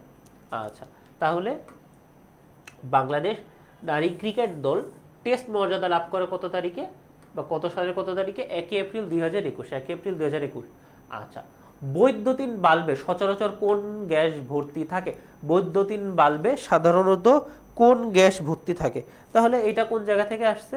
এটা আসছে দৈনন্দিন বিজ্ঞান থেকে। দেখো, তোমরা অনেকেই কিন্তু মানবিকে আসছো বা মানবিকে পরীক্ষা দাও বিজ্ঞান থেকে দূরে থাকার জন্য বা দূরে থাকার জন্য, কিন্তু যারা অ্যাডমিশন কোশ্চেন সেট করে তারা কি বলে যে বাবা কাছে আয়। তোমাদের অ্যাডমিশনে কিন্তু প্রায়, বিশেষ করে রাজশাহী ইউনিভার্সিটিতে দৈনন্দিন বিজ্ঞান থেকে প্রশ্ন আসে। তবে এই প্রশ্নগুলো খুবই ক্রিটিক্যাল হয় না, বেশ ইজি হয় এবং হাতে গোনা কয়েকটা কোশ্চেনই ঘুরে ফিরে আসে। তাহলে কোশ্চেনটা কি ছিল? বৈদ্যুতিন বাল্বে বা ইলেকট্রিক বাল্বে সচরাচর কোন গ্যাস ভর্তি থাকে? সচরাচর কোন গ্যাস ভর্তি থাকে? সেটা হলো নাইট্রোজেন। সেটা কি? সেটা হলো নাইট্রোজেন। ওকে। পৃথিবী সূর্যের চারিদিকে ঘোরে, এই তত্ত্ব কিংবা এই থিওরি, তত্ত্বের ইংরেজি কি? থিওরি। আবার বলতেছি, তোমাদের যাদের বিউপিতে পরীক্ষা দিবা এই ইংরেজিগুলো কিন্তু তোমাদের জানতে হবে। তাহলে পৃথিবী সূর্যের চারিদিকে ঘুরে এই তত্ত্ব কিংবা থিওরির জনককে? Galileo, Newton, Ptolemy, Copernicus. তোমরা এটা অনেকে ভুল উত্তর দাও, গ্যালিলিও, যার পুরো নাম কি ছিল? গ্যালিলিও গ্যালিলি, যার পুরো নাম কি ছিল? Galileo Galilei. বেশ কিউট একটা নাম, তাই না? গ্যালিলিও গ্যালিলি তোমরা আসলে উত্তর দিয়ে থাকো, কিন্তু এটা ভুল উত্তর, এটা ভুল উত্তর। তাহলে সঠিক উত্তর কোনটা? সঠিক উত্তর হলো গিয়ে নিকোলাস কোপারনিকাস। নিকোলাস কোপারনিকাস প্রথমে এই তত্ত্ব দেয় যে পৃথিবী সূর্যের চারিদিকে ঘোরে। তবে গ্যালিলিও গ্যালিলি এটা নিয়ে পরবর্তীতে বিস্তর আলোচনা করে, বিস্তর পড়াশোনা করে বা বিস্তর বিশ্লেষণ করে, তোমরা যেটাই বলতে থাকো। হ্যাঁ, হাসনাত ভাই ইংরেজিতে তোমাদের পেইড ব্যাচে ক্লাস নিবে এবং নেও। ওকে, আচ্ছা নিউটন না, নিউটন তো পৃথিবী সূর্যের চারিদিকে ঘোরে না। সে কি বলছে? সে গ্রাভিটির কথা বলছে। তারপর সে যে 3টা ল এর কথা বলছে, 3 লজ অফ অ্যাকশন, ওই যে বলে না every action has its equal and opposite reaction. তারপর কোনো বস্তুকে বল প্রয়োগ না করলে সে সেই স্থান থেকে মুভ করে না, এরকম যে তত্ত্বগুলো আছে না, এগুলো মূলত নিউটন দিয়েছে। আচ্ছা, আর এটা কি থেকে আসছে? এটা আসছে মূলত তত্ত্ব থেকে। বিভিন্ন ইউনিভার্সিটিতে এই যে বিভিন্ন তত্ত্ব থেকেও কিন্তু প্রশ্ন আসে, এবং একই সাথে কি তারা তো অবশ্যই গুরুত্বপূর্ণ ব্যক্তিত্ব, তাহলে এটা একই সাথে দেখা যায় যে গুরুত্বপূর্ণ ব্যক্তিত্ব টপিকের মধ্যে ফেলা যায়। আচ্ছা, ফিলিস্তিন বা প্যালেস্তাইন মুক্তি আন্দোলনের সংগঠন হামাসের প্রতিষ্ঠাতাকে? হামাসের প্রতিষ্ঠাতাকে? ইসমাইল হানিয়া, শেখ আহমদ ইয়াসিন, খালেদ মেশাল, নাকি ইয়াহিয়া সিনওয়ার? আচ্ছা, তাহলে এটা হলো কি? এটা হলো তোমার গুরুত্বপূর্ণ সংগঠন, গুরুত্বপূর্ণ সংগঠন। এবং ফিলিস্তিন মুক্তি আন্দোলন সংগঠনের হামাসের যিনি প্রতিষ্ঠাতা তার নাম কি? ইসমাইল হানিয়া, শেখ আহমদ ইয়াসিন, খালেদ মেশাল, নাকি ইয়াহিয়া সিনওয়ার?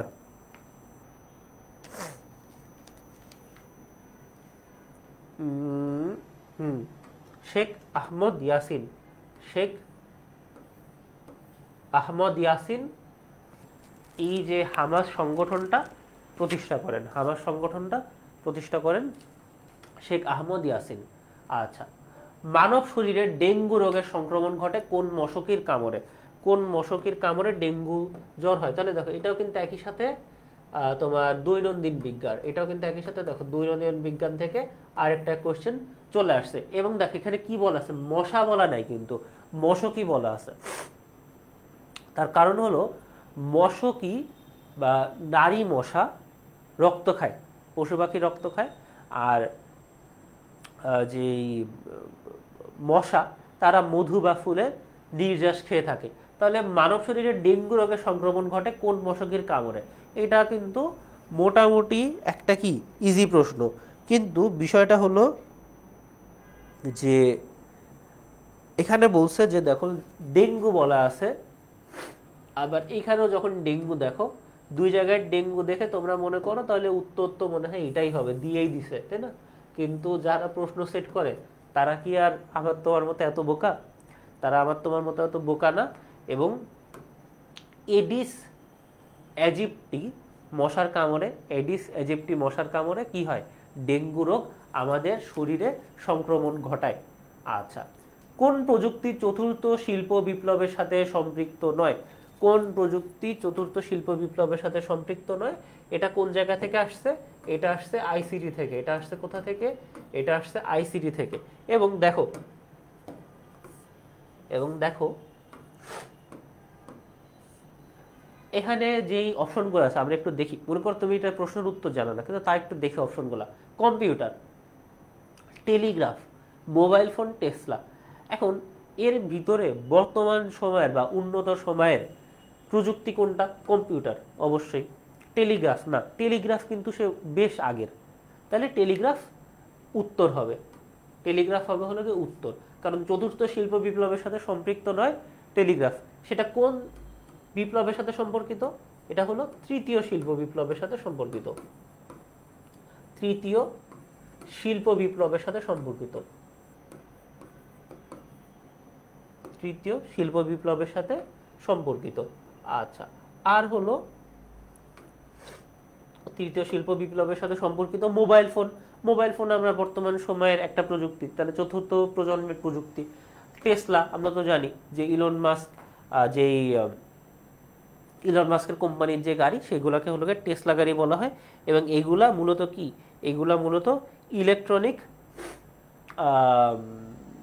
ইলেকট্রনিক ভেহিকেল, বা যেই গাড়িগুলা তেল বা পেট্রোলের মাধ্যমে চলে না বা ডিজেলের মাধ্যমে চলে না, সেগুলো কিসের মাধ্যমে চলে, সেগুলো চলে হলো ইলেকট্রিকের মাধ্যমে বা ইলেকট্রিসিটির মাধ্যমে।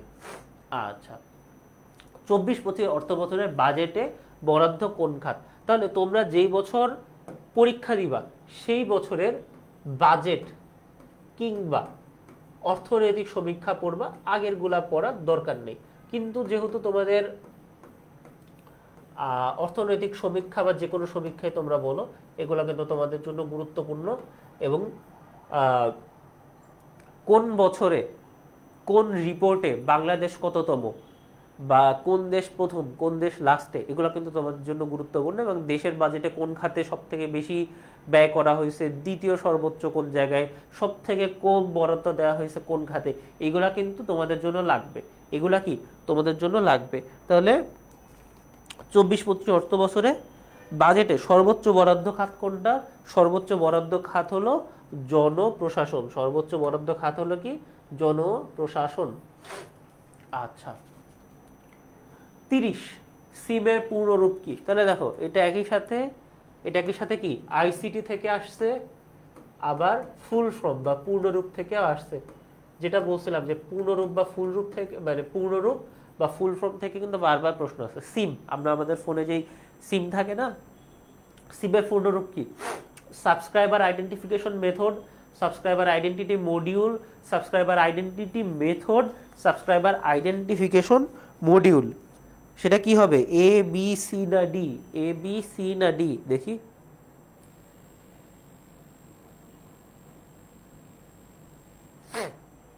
ওকে, সাবস্ক্রাইবার আইডেন্টিটি মডিউল। সিমের পূর্ণরূপ কি? Subscriber identity module. সিমের পূর্ণরূপ কি? Subscriber identity module. Rokonuzzaman Rokon, হ্যাঁ, খুবই দ্রুত, খুবই শীঘ্রই শুরু হবে ইনশাল্লাহ। সিমের পূর্ণরূপ কি? Subscriber identity module, sorry, subscriber identity তোমার তোমার এটা কি বলে, মডিউল হবে। আমি বলতে বলতে ভুল দিয়ে দিছি। Subscriber identification module, subscriber identification module. আচ্ছা, আর একদম প্রথমে যেটা বলছিলাম যে আমাদের কোর্স যদি তোমরা পারচেস করো বা সাবস্ক্রাইব করো, যেটাই বলি না কেন, তোমাদের জন্য কিন্তু আমরা সাধারণ জ্ঞান, ইংরেজি এবং বাংলার ডাইজেস্ট দিব, যেখানে বিগত বছরের প্রশ্নগুলো তো থাকবেই, একই সাথে বিভিন্ন চাকরির পরীক্ষায় বা নিজেদের তৈরি করা বিভিন্ন প্রশ্ন তোমাদের প্র্যাকটিসের জন্য দেওয়া হবে, প্রত্যেকটা টপিক আলাদা আলাদা ভাগ করে। এবং আসলে অ্যাডমিশনের যে ফেজটা বা তুমি চান্স পাবা কিনা, সেটা আমি মূলত 4 ভাগে বিভাজন করি, 4টা সেক্টরে। একটা হলো তুমি ক্লাস কতটা মনোযোগ দিয়ে করতেছো, তুমি কতটা মনোযোগ দিয়ে পড়াশোনা করতেছো বা প্র্যাকটিস করতেছো, তুমি পরীক্ষার হলে তোমার টাইম কিভাবে ম্যানেজ করতেছো, তোমার মাথাটা কতটা ঠান্ডা রাখতেছো, তুমি কোনো বোকামি করতেছো না কি সেটা। এবং আর যে বাকি 20% সেটা হলো তোমাদের ভাগ্য, যেটা তোমাদের আল্লাহ বা আমাদের আল্লাহ বা সবার আল্লাহ সেট করে রাখছে। এটা থেকে আমরা আসলে পালাইতে পারবো না বা চলে যেতে পারবো না।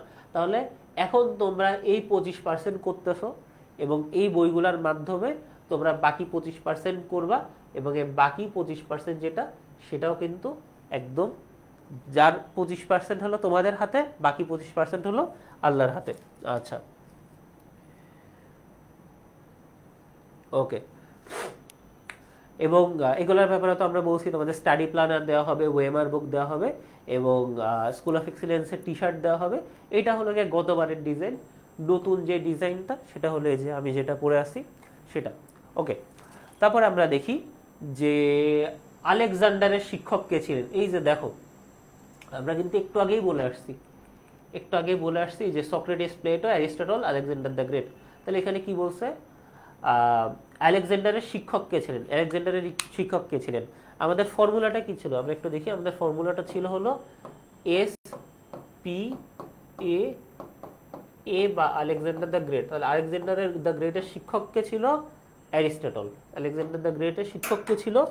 অ্যারিস্টটল।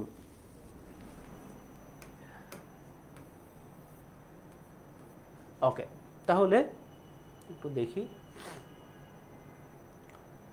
এটা আসছে গুরুত্বপূর্ণ ব্যক্তিত্ব থেকে।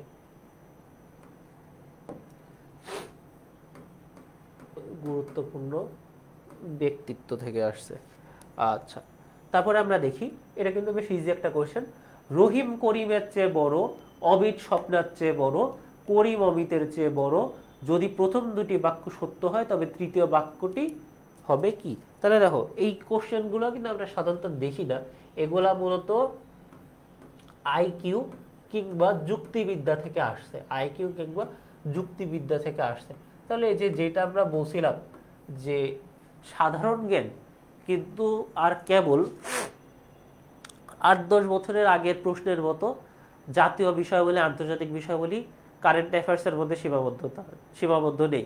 এখানে তোমাদের ম্যাথও আসে, সিরিজের ম্যাথ আসতে পারে, ফ্র্যাকশনের ম্যাথ আসতে পারে, বা তোমাদেরকে আইকিউ আসে, আবার তোমাদের আইসিটি নিয়ে প্রশ্ন আসে, তোমাদের দৈনন্দিন বিজ্ঞান থেকে প্রশ্ন আসে, আবার তোমাদের এমন কিছু প্রশ্ন করা হয় যেগুলো তোমাদের মৌলিক বিষয়াবলী থেকেও আসে। যেরকম মনে করো যে অর্থনীতি থেকে, পৌরনীতি থেকে, সমাজ বিজ্ঞান থেকে, সমাজকর্ম থেকে, মনোবিজ্ঞান থেকে, যুক্তিবিদ্যা থেকে, এই বিষয়গুলো থেকেও কিন্তু তোমাদের প্রশ্ন আসে। আচ্ছা, তাহলে এই কোশ্চেনটা কোন জায়গা থেকে আসছে? আইকিউ এবং যুক্তিবিদ্যা। তাহলে এই কোশ্চেনটার যদি আমরা একটু ব্যাখ্যা দেখি, বেশ কঠিন কোশ্চেন কিন্তু, বেশ বড় কোশ্চেন, কিন্তু আমরা যদি ট্রিক্সটা জানি তাহলে ইজি।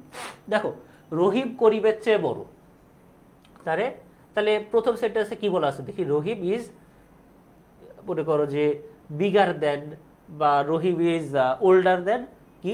করিম। আচ্ছা, দ্বিতীয় সেন্টেন্সে কি বলা আছে আমরা একটু দেখি। দ্বিতীয় সেন্টেন্সে কি বলা আছে? অমিত স্বপ্নার চেয়ে বড়। তাহলে অমিত ইজ এল্ডার দেন হু? স্বপ্না। আচ্ছা, করিম অমিতের চেয়ে বড়। আবার করিম কি? করিম অমিতের চেয়ে বড়। করিম অমিতের চেয়ে বড়। যদি প্রথম দুটি বাক্য সত্যি হয় তবে তৃতীয় বাক্যটি হবে কি?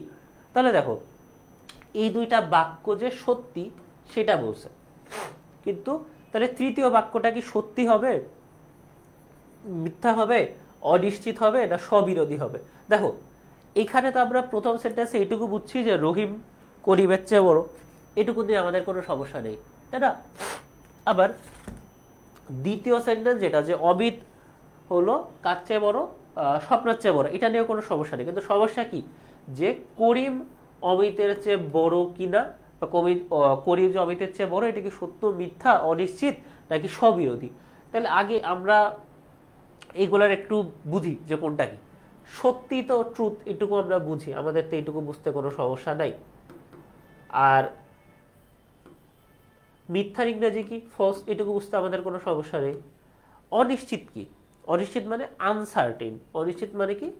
আনসার্টেন, বা এক কথায় জানি না, একদম সহজ কথা, জানি না। আর জানি না। আর স্ববিরোধী কি? স্ববিরোধী বলতে বোঝে কন্ট্রাডিক্টরি। স্ববিরোধী বলতে বোঝে কন্ট্রাডিক্টরি, মানে আগে যেই জিনিস বলা হয়েছে, বা আগে যেই জিনিস সত্য হিসাবে বলা হয়েছে, সেটা এখন মিথ্যা হিসাবে বলা হচ্ছে। যদি এরকম বলা হতো যে রহিম করিমের চেয়ে বড়, আবার দ্বিতীয় সেন্টেন্সে যদি বলা হতো করিম রহিমের চেয়ে বড়, তাহলে দেখো স্ববিরোধী হয়ে গেল না? মানে আগে যেটা বলছি সেটার বিরোধী হয়ে গেল না, বা আগে যেটা বলছি সেটাকে ভুল বলা হলো না? এটাকে বলা স্ববিরোধী। তাহলে এটা স্ববিরোধী হবে না, এটা স্ববিরোধী কি হবে না। আবার এখানে করিম যে আসলে অমিতের চেয়ে বড় কিনা, এটা কিন্তু বোঝানোর জন্য আমাদের কিছু বলা নেই, তাই না? এটা বোঝার জন্য আমাদের আসলে কোনো তথ্যই দেওয়া নেই। এখানে কেবলমাত্র রহিম ও করিমের কথা বলা, এখানে বলা কেবলমাত্র অমিত আর স্বপ্নার কথা, কিন্তু করিম আর অমিতের মধ্যে যে আসলেও কোনো সম্পর্ক আছে কিনা এটার বিষয় তো আমরা জানিও না, আমরা বুঝিও না। তাহলে আমরা কি, আমরা হলো গিয়ে অনিশ্চিত। আমরা কি অনিশ্চিত, মানে এক কথায় হইতেও পারে নাও হইতে পারে। অমিত, এখানে যে বলা আছে আমাদের যে স্টেটমেন্ট যেটা দেওয়া আছে যে করিম অমিতের চেয়ে বড়, এটা হতেও পারে নাও হতে পারে। এর জন্য আমাদের 32-এর উত্তর কি হবে? অনিশ্চিত, বা ইংরেজিতে যেটাকে বলে আনসার্টেন, বা একদম সহজ সরল বাংলা ভাষায় বলা হয় জানি না। জুলাই বিপ্লব 2024-এ শহীদ হৃদয়চন্দ্র তরুয়া ও ফরহাদ হোসেন কোন বিশ্ববিদ্যালয়ের ছাত্র ছিলেন? তারা ছিলেন চট্টগ্রাম বিশ্ববিদ্যালয়ের ছাত্র। তারা ছিলেন চট্টগ্রাম বিশ্ববিদ্যালয়ের ছাত্র। এবং তোমরা যে ইউনিভার্সিটিরই পরীক্ষা দিতে যাও না কেন, সাধারণত দেখা যায় যে ওই বিশ্ববিদ্যালয়ে রিলেটেড কোশ্চেন করে। আবার অনেক সময় দেখা যায় যে ওই বিশ্ববিদ্যালয়ে রিলেটেড কোশ্চেন করে না, কিন্তু এমনি বিশ্ববিদ্যালয়ে রিলেটেড কোশ্চেন করে। যেটা মূলত দেখা যায় যে রাজশাহী ইউনিভার্সিটির ক্ষেত্রে, রাজশাহী ইউনিভার্সিটিতে বলে যে দেখা গেল বলো অপরাজয় বাংলা কোথায় অবস্থিত। তুমি রাজশাহী ইউনিভার্সিটির পরীক্ষা দিতে গেছো, দেখছো এরকম বিশ্ববিদ্যালয়ের কেন্দ্রিক একটা পরীক্ষা, প্রশ্ন চোখ বন্ধ করে রাজশাহী দিয়ে আসছো, কিন্তু অপরাজয় বাংলা কোথায়? অপরাজয় বাংলা হলো ঢাকা বিশ্ববিদ্যালয়। আবার অদম্য বাংলা আছে, অপরাজয় বাংলা, অদম্য বাংলা। অদম্য বাংলা কোথায়? অদম্য বাংলা খুলনা ইউনিভার্সিটিতে অবস্থিত। এরকম যে বিভিন্ন তোমার যেই ভাস্কর্য, সেটা কোন জায়গায় অবস্থিত, সে ভাস্কর্যের কোনো ইতিহাস আছে কিনা, তো ভাস্কর্য যে তৈরি করছে বা ভাস্কর, তাদের বিষয়েও কিন্তু আমাদের জানতে হবে, তাদের বিষয় আমাদের জানতে হবে। বাংলাদেশের সবচেয়ে দীর্ঘস্থায়ী রাজবংশের নাম কি? বাংলাদেশের সবচেয়ে দীর্ঘস্থায়ী রাজবংশের নাম কি? ক্লাস করতে কোথায় যেতে হবে? ক্লাস করতে তুমি যদি আমাদের যে পেইড কোর্স সেটা কিনে থাকো, তাহলে তোমাদেরকে একটা ওই টেলিগ্রাম গ্রুপ অ্যাক্সেস দেওয়া আছে, সেখানে লিঙ্ক দেওয়া থাকবে, বা আমাদের ওয়েবসাইটের মাধ্যমেও তুমি ঢুকে ক্লাস করতে পারো। আর যদি তুমি আমাদের কোর্সের সাবস্ক্রিপশন না কিনে থাকো, বা আমাদের কোর্সটা যদি না কিনে থাকো, তাহলে কিনলে তো ওইভাবেই ক্লাসটা করতে পারবে। আচ্ছা, বাংলার সবচেয়ে দীর্ঘস্থায়ী রাজবংশের নাম কি? তাহলে এটা কোন জায়গা থেকে আসছে প্রশ্ন? এটা আসছে প্রাচীন বাংলা থেকে। প্রাচীন বাংলা বা প্রাচীন বাংলার ইতিহাস, আমরা যেটাই পড়ি না কেন। এবং যেই রাজবংশ দীর্ঘস্থায়ী বা 40 বছর ধরে শাসন করে আসছে, তারা হলো পাল বংশ। তারা কোন বংশ? পাল বংশ। এবং পাল বংশ যে সূচনা কোন রাজার মাধ্যমে হয়েছিল? যেই রাজার মাধ্যমে হয়েছিল তার নাম হলো গিয়ে গোপাল। গোপাল, এই যে পাল বংশ, তার নাম ছিল গোপাল। আচ্ছা, এখন তোমাদের মনে হতে পারে যে আমরা তো এই যে দুপুরবেলা, রাত্রেবেলা, সকালবেলা ভাত খাইতে খাইতে গোপাল ভাত দেখি। এখন আমরা তো গোপাল ভাঁড়ে দেখি যে গোপাল ভাঁড় হিন্দু পূজা করে। তাহলে এই যে গোপাল, আমরা যে গোপালের কথা বলতেছি, এই গোপালও মনে হয় হিন্দু ছিল, কিন্তু তোমাদের এই ধারণাটা কিন্তু ভুল। তার কারণ হলো গোপাল কি ছিল? গোপাল ছিল বৌদ্ধ ধর্মাবলম্বী। গোপাল ছিল হলো বৌদ্ধ ধর্মাবলম্বী। এবং প্রাচীন বাংলায় আমাদের যতগুলো রাজবংশ শাসন করছে, তারা সবাই কি ছিল? বৌদ্ধ ছিল। এক্সেপ্ট কারা? এক্সেপ্ট সেন বংশ। এক্সেপ্ট সেন বংশ। এবং সেন বংশের পরে যারা আসছে তারা সবাই মুসলিম ছিল। তাহলে দেখো, প্রাচীন বাংলার ইতিহাসে একদম প্রথমে আমরা যারা আমাদের শাসন করছে তারা বৌদ্ধ। শাসন শুরু হয়েছে কার মাধ্যমে? পাল বংশের মাধ্যমে। তারপর আসছে সেন বংশ, মানে পাল বংশ, তারপরে অন্যান্য বৌদ্ধ হলো যে বংশ, তারা শাসন করার পরে প্রথম এবং একমাত্র হিন্দু বংশ যারা আমাদের শাসন করছে তারা হলো সেন বংশ। তারপরে মুসলিম শাসকরা আমাদেরকে শাসন করছে। মুসলিম শাসকরা আমাদেরকে শাসন করছে। হ্যাঁ, ভেরি গুড। কাসাব্লাঙ্কা কোন দেশের সমুদ্র বন্দর? কাসাব্লাঙ্কা কোন দেশের সমুদ্র বন্দর? বলো তো তোমরা, কাসাব্লাঙ্কা কোন দেশের সমুদ্র বন্দর? আচ্ছা, আরেকটা জিনিস, সেটা হলো পাল বংশ কত বছর ধরে আমাদের শাসন করছে? এটা হলো 400 বছর। এটাও কিন্তু বেশ গুরুত্বপূর্ণ একটা এমসিকিউ, যে সব থেকে বেশি বছর তো আমাদের শাসন করছে বুঝলাম, তাহলে সে বছরটা কত বছর ধরে শাসন করছে? সেটা হলো 400 বছর ধরে পাল বংশ আমাদেরকে শাসন করছে। কাসাব্লাঙ্কা কোন দেশের সমুদ্র বন্দর?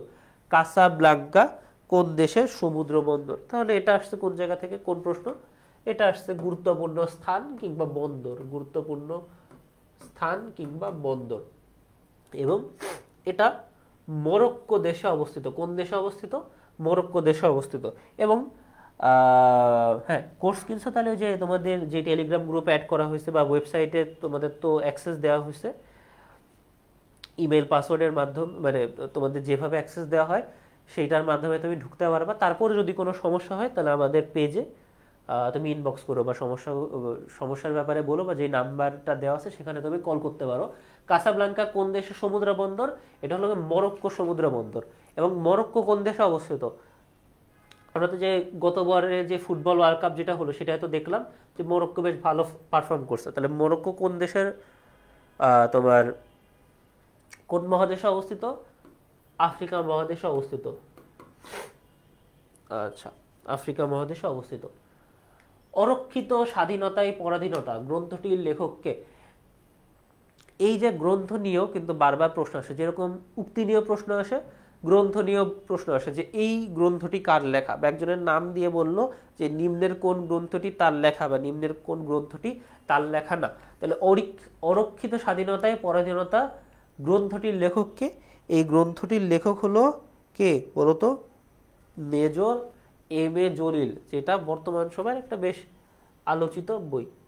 বর্তমান সময়ের একটা বেশ আলোচিত বই। কিছু বই আছে যেই বইগুলা ফেমাস মানুষ লিখছে বলেই ফেমাস হয়েছে, আবার কিছু মানুষ আছে যারা ফেমাস হয়েছে তাদের বইয়ের মাধ্যমে, বই এর মাধ্যমে। বর্তমান সময় কোনটার পরিমাণ বেশি বলো তো? যে ফেমাস মানুষ বই লিখে এটা বেশি কমন, নাকি মানুষ বই লিখে ফেমাস হয়েছে এটা বেশি কমন?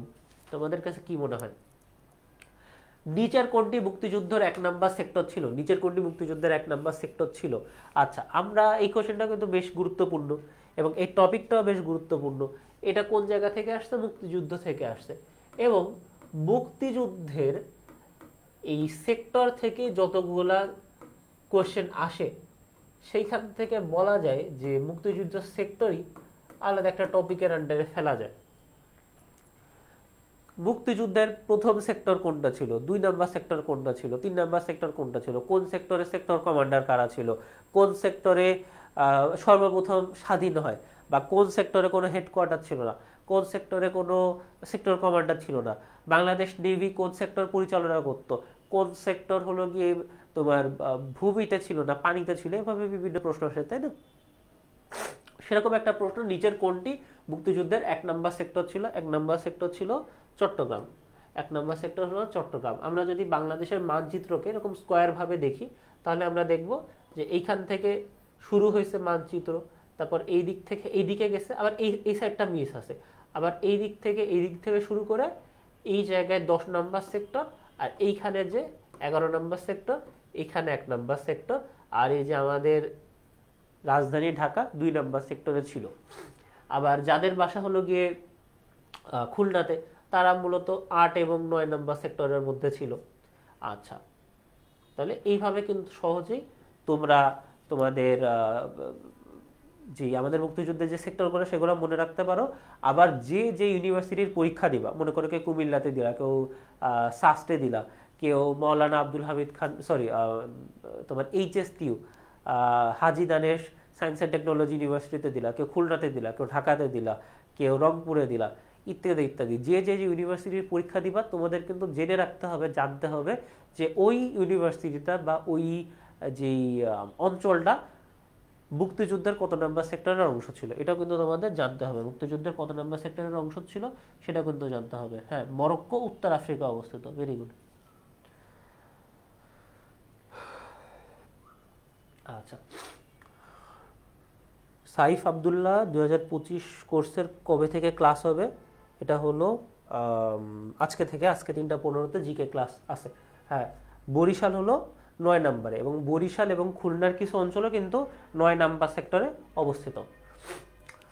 বাংলাদেশের তত্ত্বাবধায়ক সরকারের প্রথম প্রধান উপদেষ্টা কে ছিলেন? বাংলাদেশের তত্ত্বাবধায়ক সরকার মানে বর্তমানে যে অন্তর্বর্তীকালীন সরকার, তত্ত্বাবধায়ক সরকার নিয়ে কিন্তু আমরা বলছি, আগে তত্ত্বাবধায়ক সরকার ছিল।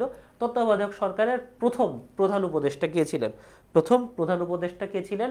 ডক্টর কামাল হোসেন বিচারপতি শাহাবুদ্দিন, যার নামে বিচারপতি শাহাবুদ্দিন পার্কও আছে, আবার বিচারপতি হামিদুর রহমান নাকি সৈয়দ ইশতিয়াক আহমেদ? অ্যান্সার হলো বিচারপতি হাবিবুর রহমান। তাহলে এটা কি, এটা কোন টপিকের মধ্যে পড়ে? এটা পড়ে হলো তোমার বাংলাদেশ বিষয়াবলী, বাংলাদেশ বিষয়াবলী, বাংলাদেশ বিষয়াবলী। আচ্ছা, তারপরে আমরা দেখি আর্য কিসের নাম? আর্য কিসের নাম? এটা কিন্তু মোটামুটি আমরা জানি যে আর্য হলো গিয়ে আমাদের জাতিগোষ্ঠীর নাম, বা আর্য একটা জাতিগোষ্ঠীর নাম। আর্য কি? জাতিগোষ্ঠীর নাম। এবং আর্য মূলত আরিয়ানসদের বোঝায়, মানে যারা ইউরাল পর্বত থেকে এই অঞ্চলে আসছে, যারা মূলত একটু সাদা চামড়ার মানুষ ছিল, যারা নিজেদেরকে সুপিরিয়র মনে করত, তারা হলো গিয়ে আর্য, বা যাদেরকে ইংরেজিতে বলা হয় আরিয়ানস। আচ্ছা, তাহলে এটা কোন জায়গা থেকে আসছে? এটা আসতে হলো, এটা প্রাচীন বাংলার ইতিহাসও বলতে পারো, প্রাচীন বাংলার ইতিহাসও বলতে পারো, আবার একই সাথে মনে করো যে নৃগোষ্ঠীও বলতে পারো, সরি জাতিগোষ্ঠীও বলতে পারো, জাতি গোষ্ঠী। ওকে, তারপরে আমরা দেখি যে বিশ্ব বাণিজ্য সংস্থা বা ডব্লিউটিওর সদস্য সংখ্যা কত? বিশ্ব বাণিজ্য সংস্থা বা ডব্লিউটিওর সদস্য সংখ্যা কত? ডব্লিউটিও একই সাথে তো মনে করো যে বিশ্ব বাণিজ্য সংস্থা, এটা শর্ট ফর্ম, মানে বিশ্ব বাণিজ্য সংস্থার শর্ট ফর্ম হলো ডব্লিউটিও। আবার ডব্লিউটিও বলতে আবার আরেকটা বোঝায়, সেটা হলো ওয়ার্ল্ড ট্রেড অর্গানাইজেশন। আরেকটা কি, সরি, ওয়ার্ল্ড ট্যুরিজম অর্গানাইজেশন। আরেকটা কি বোঝায়, সরি, আরেকটা যেটা বোঝায় যে ওয়ার্ল্ড ট্যুরিজম অর্গানাইজেশন। এখন এই ডব্লিউটিও বা বিশ্ব বাণিজ্য সংস্থার বর্তমান সদস্য সংখ্যা কত? 166। তাহলে এই আন্তর্জাতিক সংস্থা থেকে কিন্তু আসলে কখনো বলতে গেলে প্রশ্ন মিস যায় না, আন্তর্জাতিক সংস্থা থেকেও কিন্তু সাধারণত প্রশ্ন মিস যায় না। এখানে প্রশ্ন কিভাবে আসে? দেখা গেল যে এইভাবে প্রশ্ন আসতে পারে যে একটা সংস্থার নাম দিয়ে বললো যে এটার বর্তমান সদস্য সংখ্যা কত, বা আবার বলতে পারে যে সর্বশেষ সদস্য যেই দেশ তার নাম কি, প্রথম সদস্য দেশের নাম কি। সাধারণত প্রথমটা আসে না, কারণ একই সাথে অনেক কয়টা দেশ সংযুক্ত হয়, তো সাধারণত সর্বশেষ সদস্য সংখ্যা কয়টি, কয়টি মানে সর্বশেষ সদস্য কোন দেশ, সর্বশেষ বা মোট সদস্য সংখ্যা কতটি, কিংবা বাংলাদেশ যদি এই সংস্থার অংশ হয়ে থাকে তাহলে বাংলাদেশ কত নাম্বার সদস্য, কিংবা কবে যুক্ত হয়েছিল, কিংবা এই সংস্থাটার সদর দপ্তর কোথায়, বা এই সংস্থাটার মহাসচিব বা চেয়ারপারসনকে, বা এই সংস্থাটার হেডকোয়ার্টার কোথায় অবস্থিত, বা এই সংস্থাটা কি নিয়ে কাজ করে।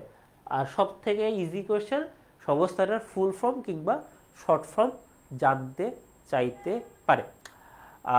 1500 টাকা ছাড়ে ভর্তি হওয়া যাবে 25শে আগস্ট পর্যন্ত। তাইলে দেখো আজকে 25শে আগস্ট, তাহলে আজকেই কিন্তু 1500 টাকা ছাড়ে ভর্তি হওয়া যাবে আমাদের কোর্সগুলোতে।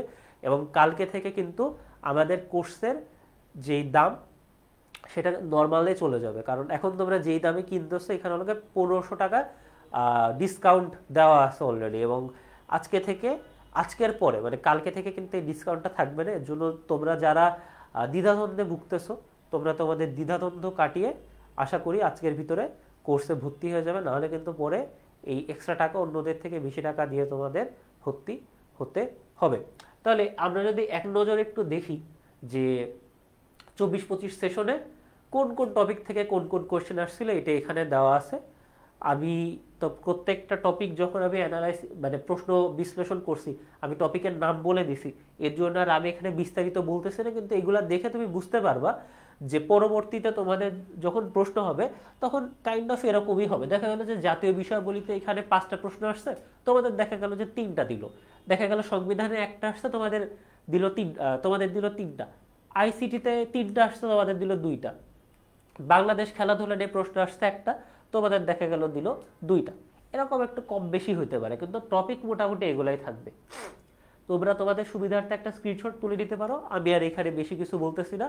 এবং সাজেশনের যে বিষয়টা, দেখা গেল যে এই বিষয়গুলো নিয়েই আসলে প্রশ্ন সাধারণত আসে, কখনো কখনো বেশি আসে, কখনো কখনো কম আসে। কিন্তু চট্টগ্রাম বিউনিটের জন্য তোমাদের এই টপিকগুলো কিন্তু গুরুত্বপূর্ণ, যেগুলো তোমরা স্ক্রিনশট নিয়ে দিতে পারো। আমি আর ব্যাখ্যা করতেছি না বা বিস্তারিত এগুলো নিয়ে বলতেছি না, কারণ সবগুলো নিয়েই বলা হয়েছে। তাহলে 3 সেকেন্ড পর আমি স্লাইড চেঞ্জ করতেছি, 1 2 3। তো তোমাদের সবাইকে ধন্যবাদ শেষ পর্যন্ত ক্লাস করানোর জন্য। এবং আবার 2 দিন ধরে প্রচণ্ড ঠান্ডা লাগছে, এর জন্য আমার একটু নাকও বন্ধ হয়ে আছে, এর জন্য হয়তো তোমাদের কথা শুনতে একটু সমস্যা হতে পারে, বা আমার কথা ডেলিভারিতেও হয়তো কিছু সমস্যা থাকতে পারে, তার জন্য আন্তরিকভাবে দুঃখিত। এবং তোমাদের সকলকে শুভকামনা, এবং আশা রাখছি এবং দোয়া করছি তোমরা যেন ঠিকমতো পড়াশোনা করতে পারো, এবং তোমরা যেন তোমাদের আকাঙ্ক্ষিত এবং কাঙ্ক্ষিত বিশ্ববিদ্যালয়ের কাঙ্ক্ষিত সাবজেক্টে পড়ে জীবনে একটা ভালো কিছু করতে পারো। এবং জীবন শুধু না, পরবর্তীতে জীবন আখিরাত যেটা পরকাল, সেখানেও যেন তোমরা এই বর্তমানের মতো কামিয়াব হও। তো আজকের ক্লাসটা এখানেই শেষ। আবার তোমাদের সবাইকে শুভকামনা, তোমরা সবাই ভালো থেকো, পড়াশোনা করো, এবং তোমাদের জন্য অনেক অনেক ভালোবাসা। আসসালামু আলাইকুম।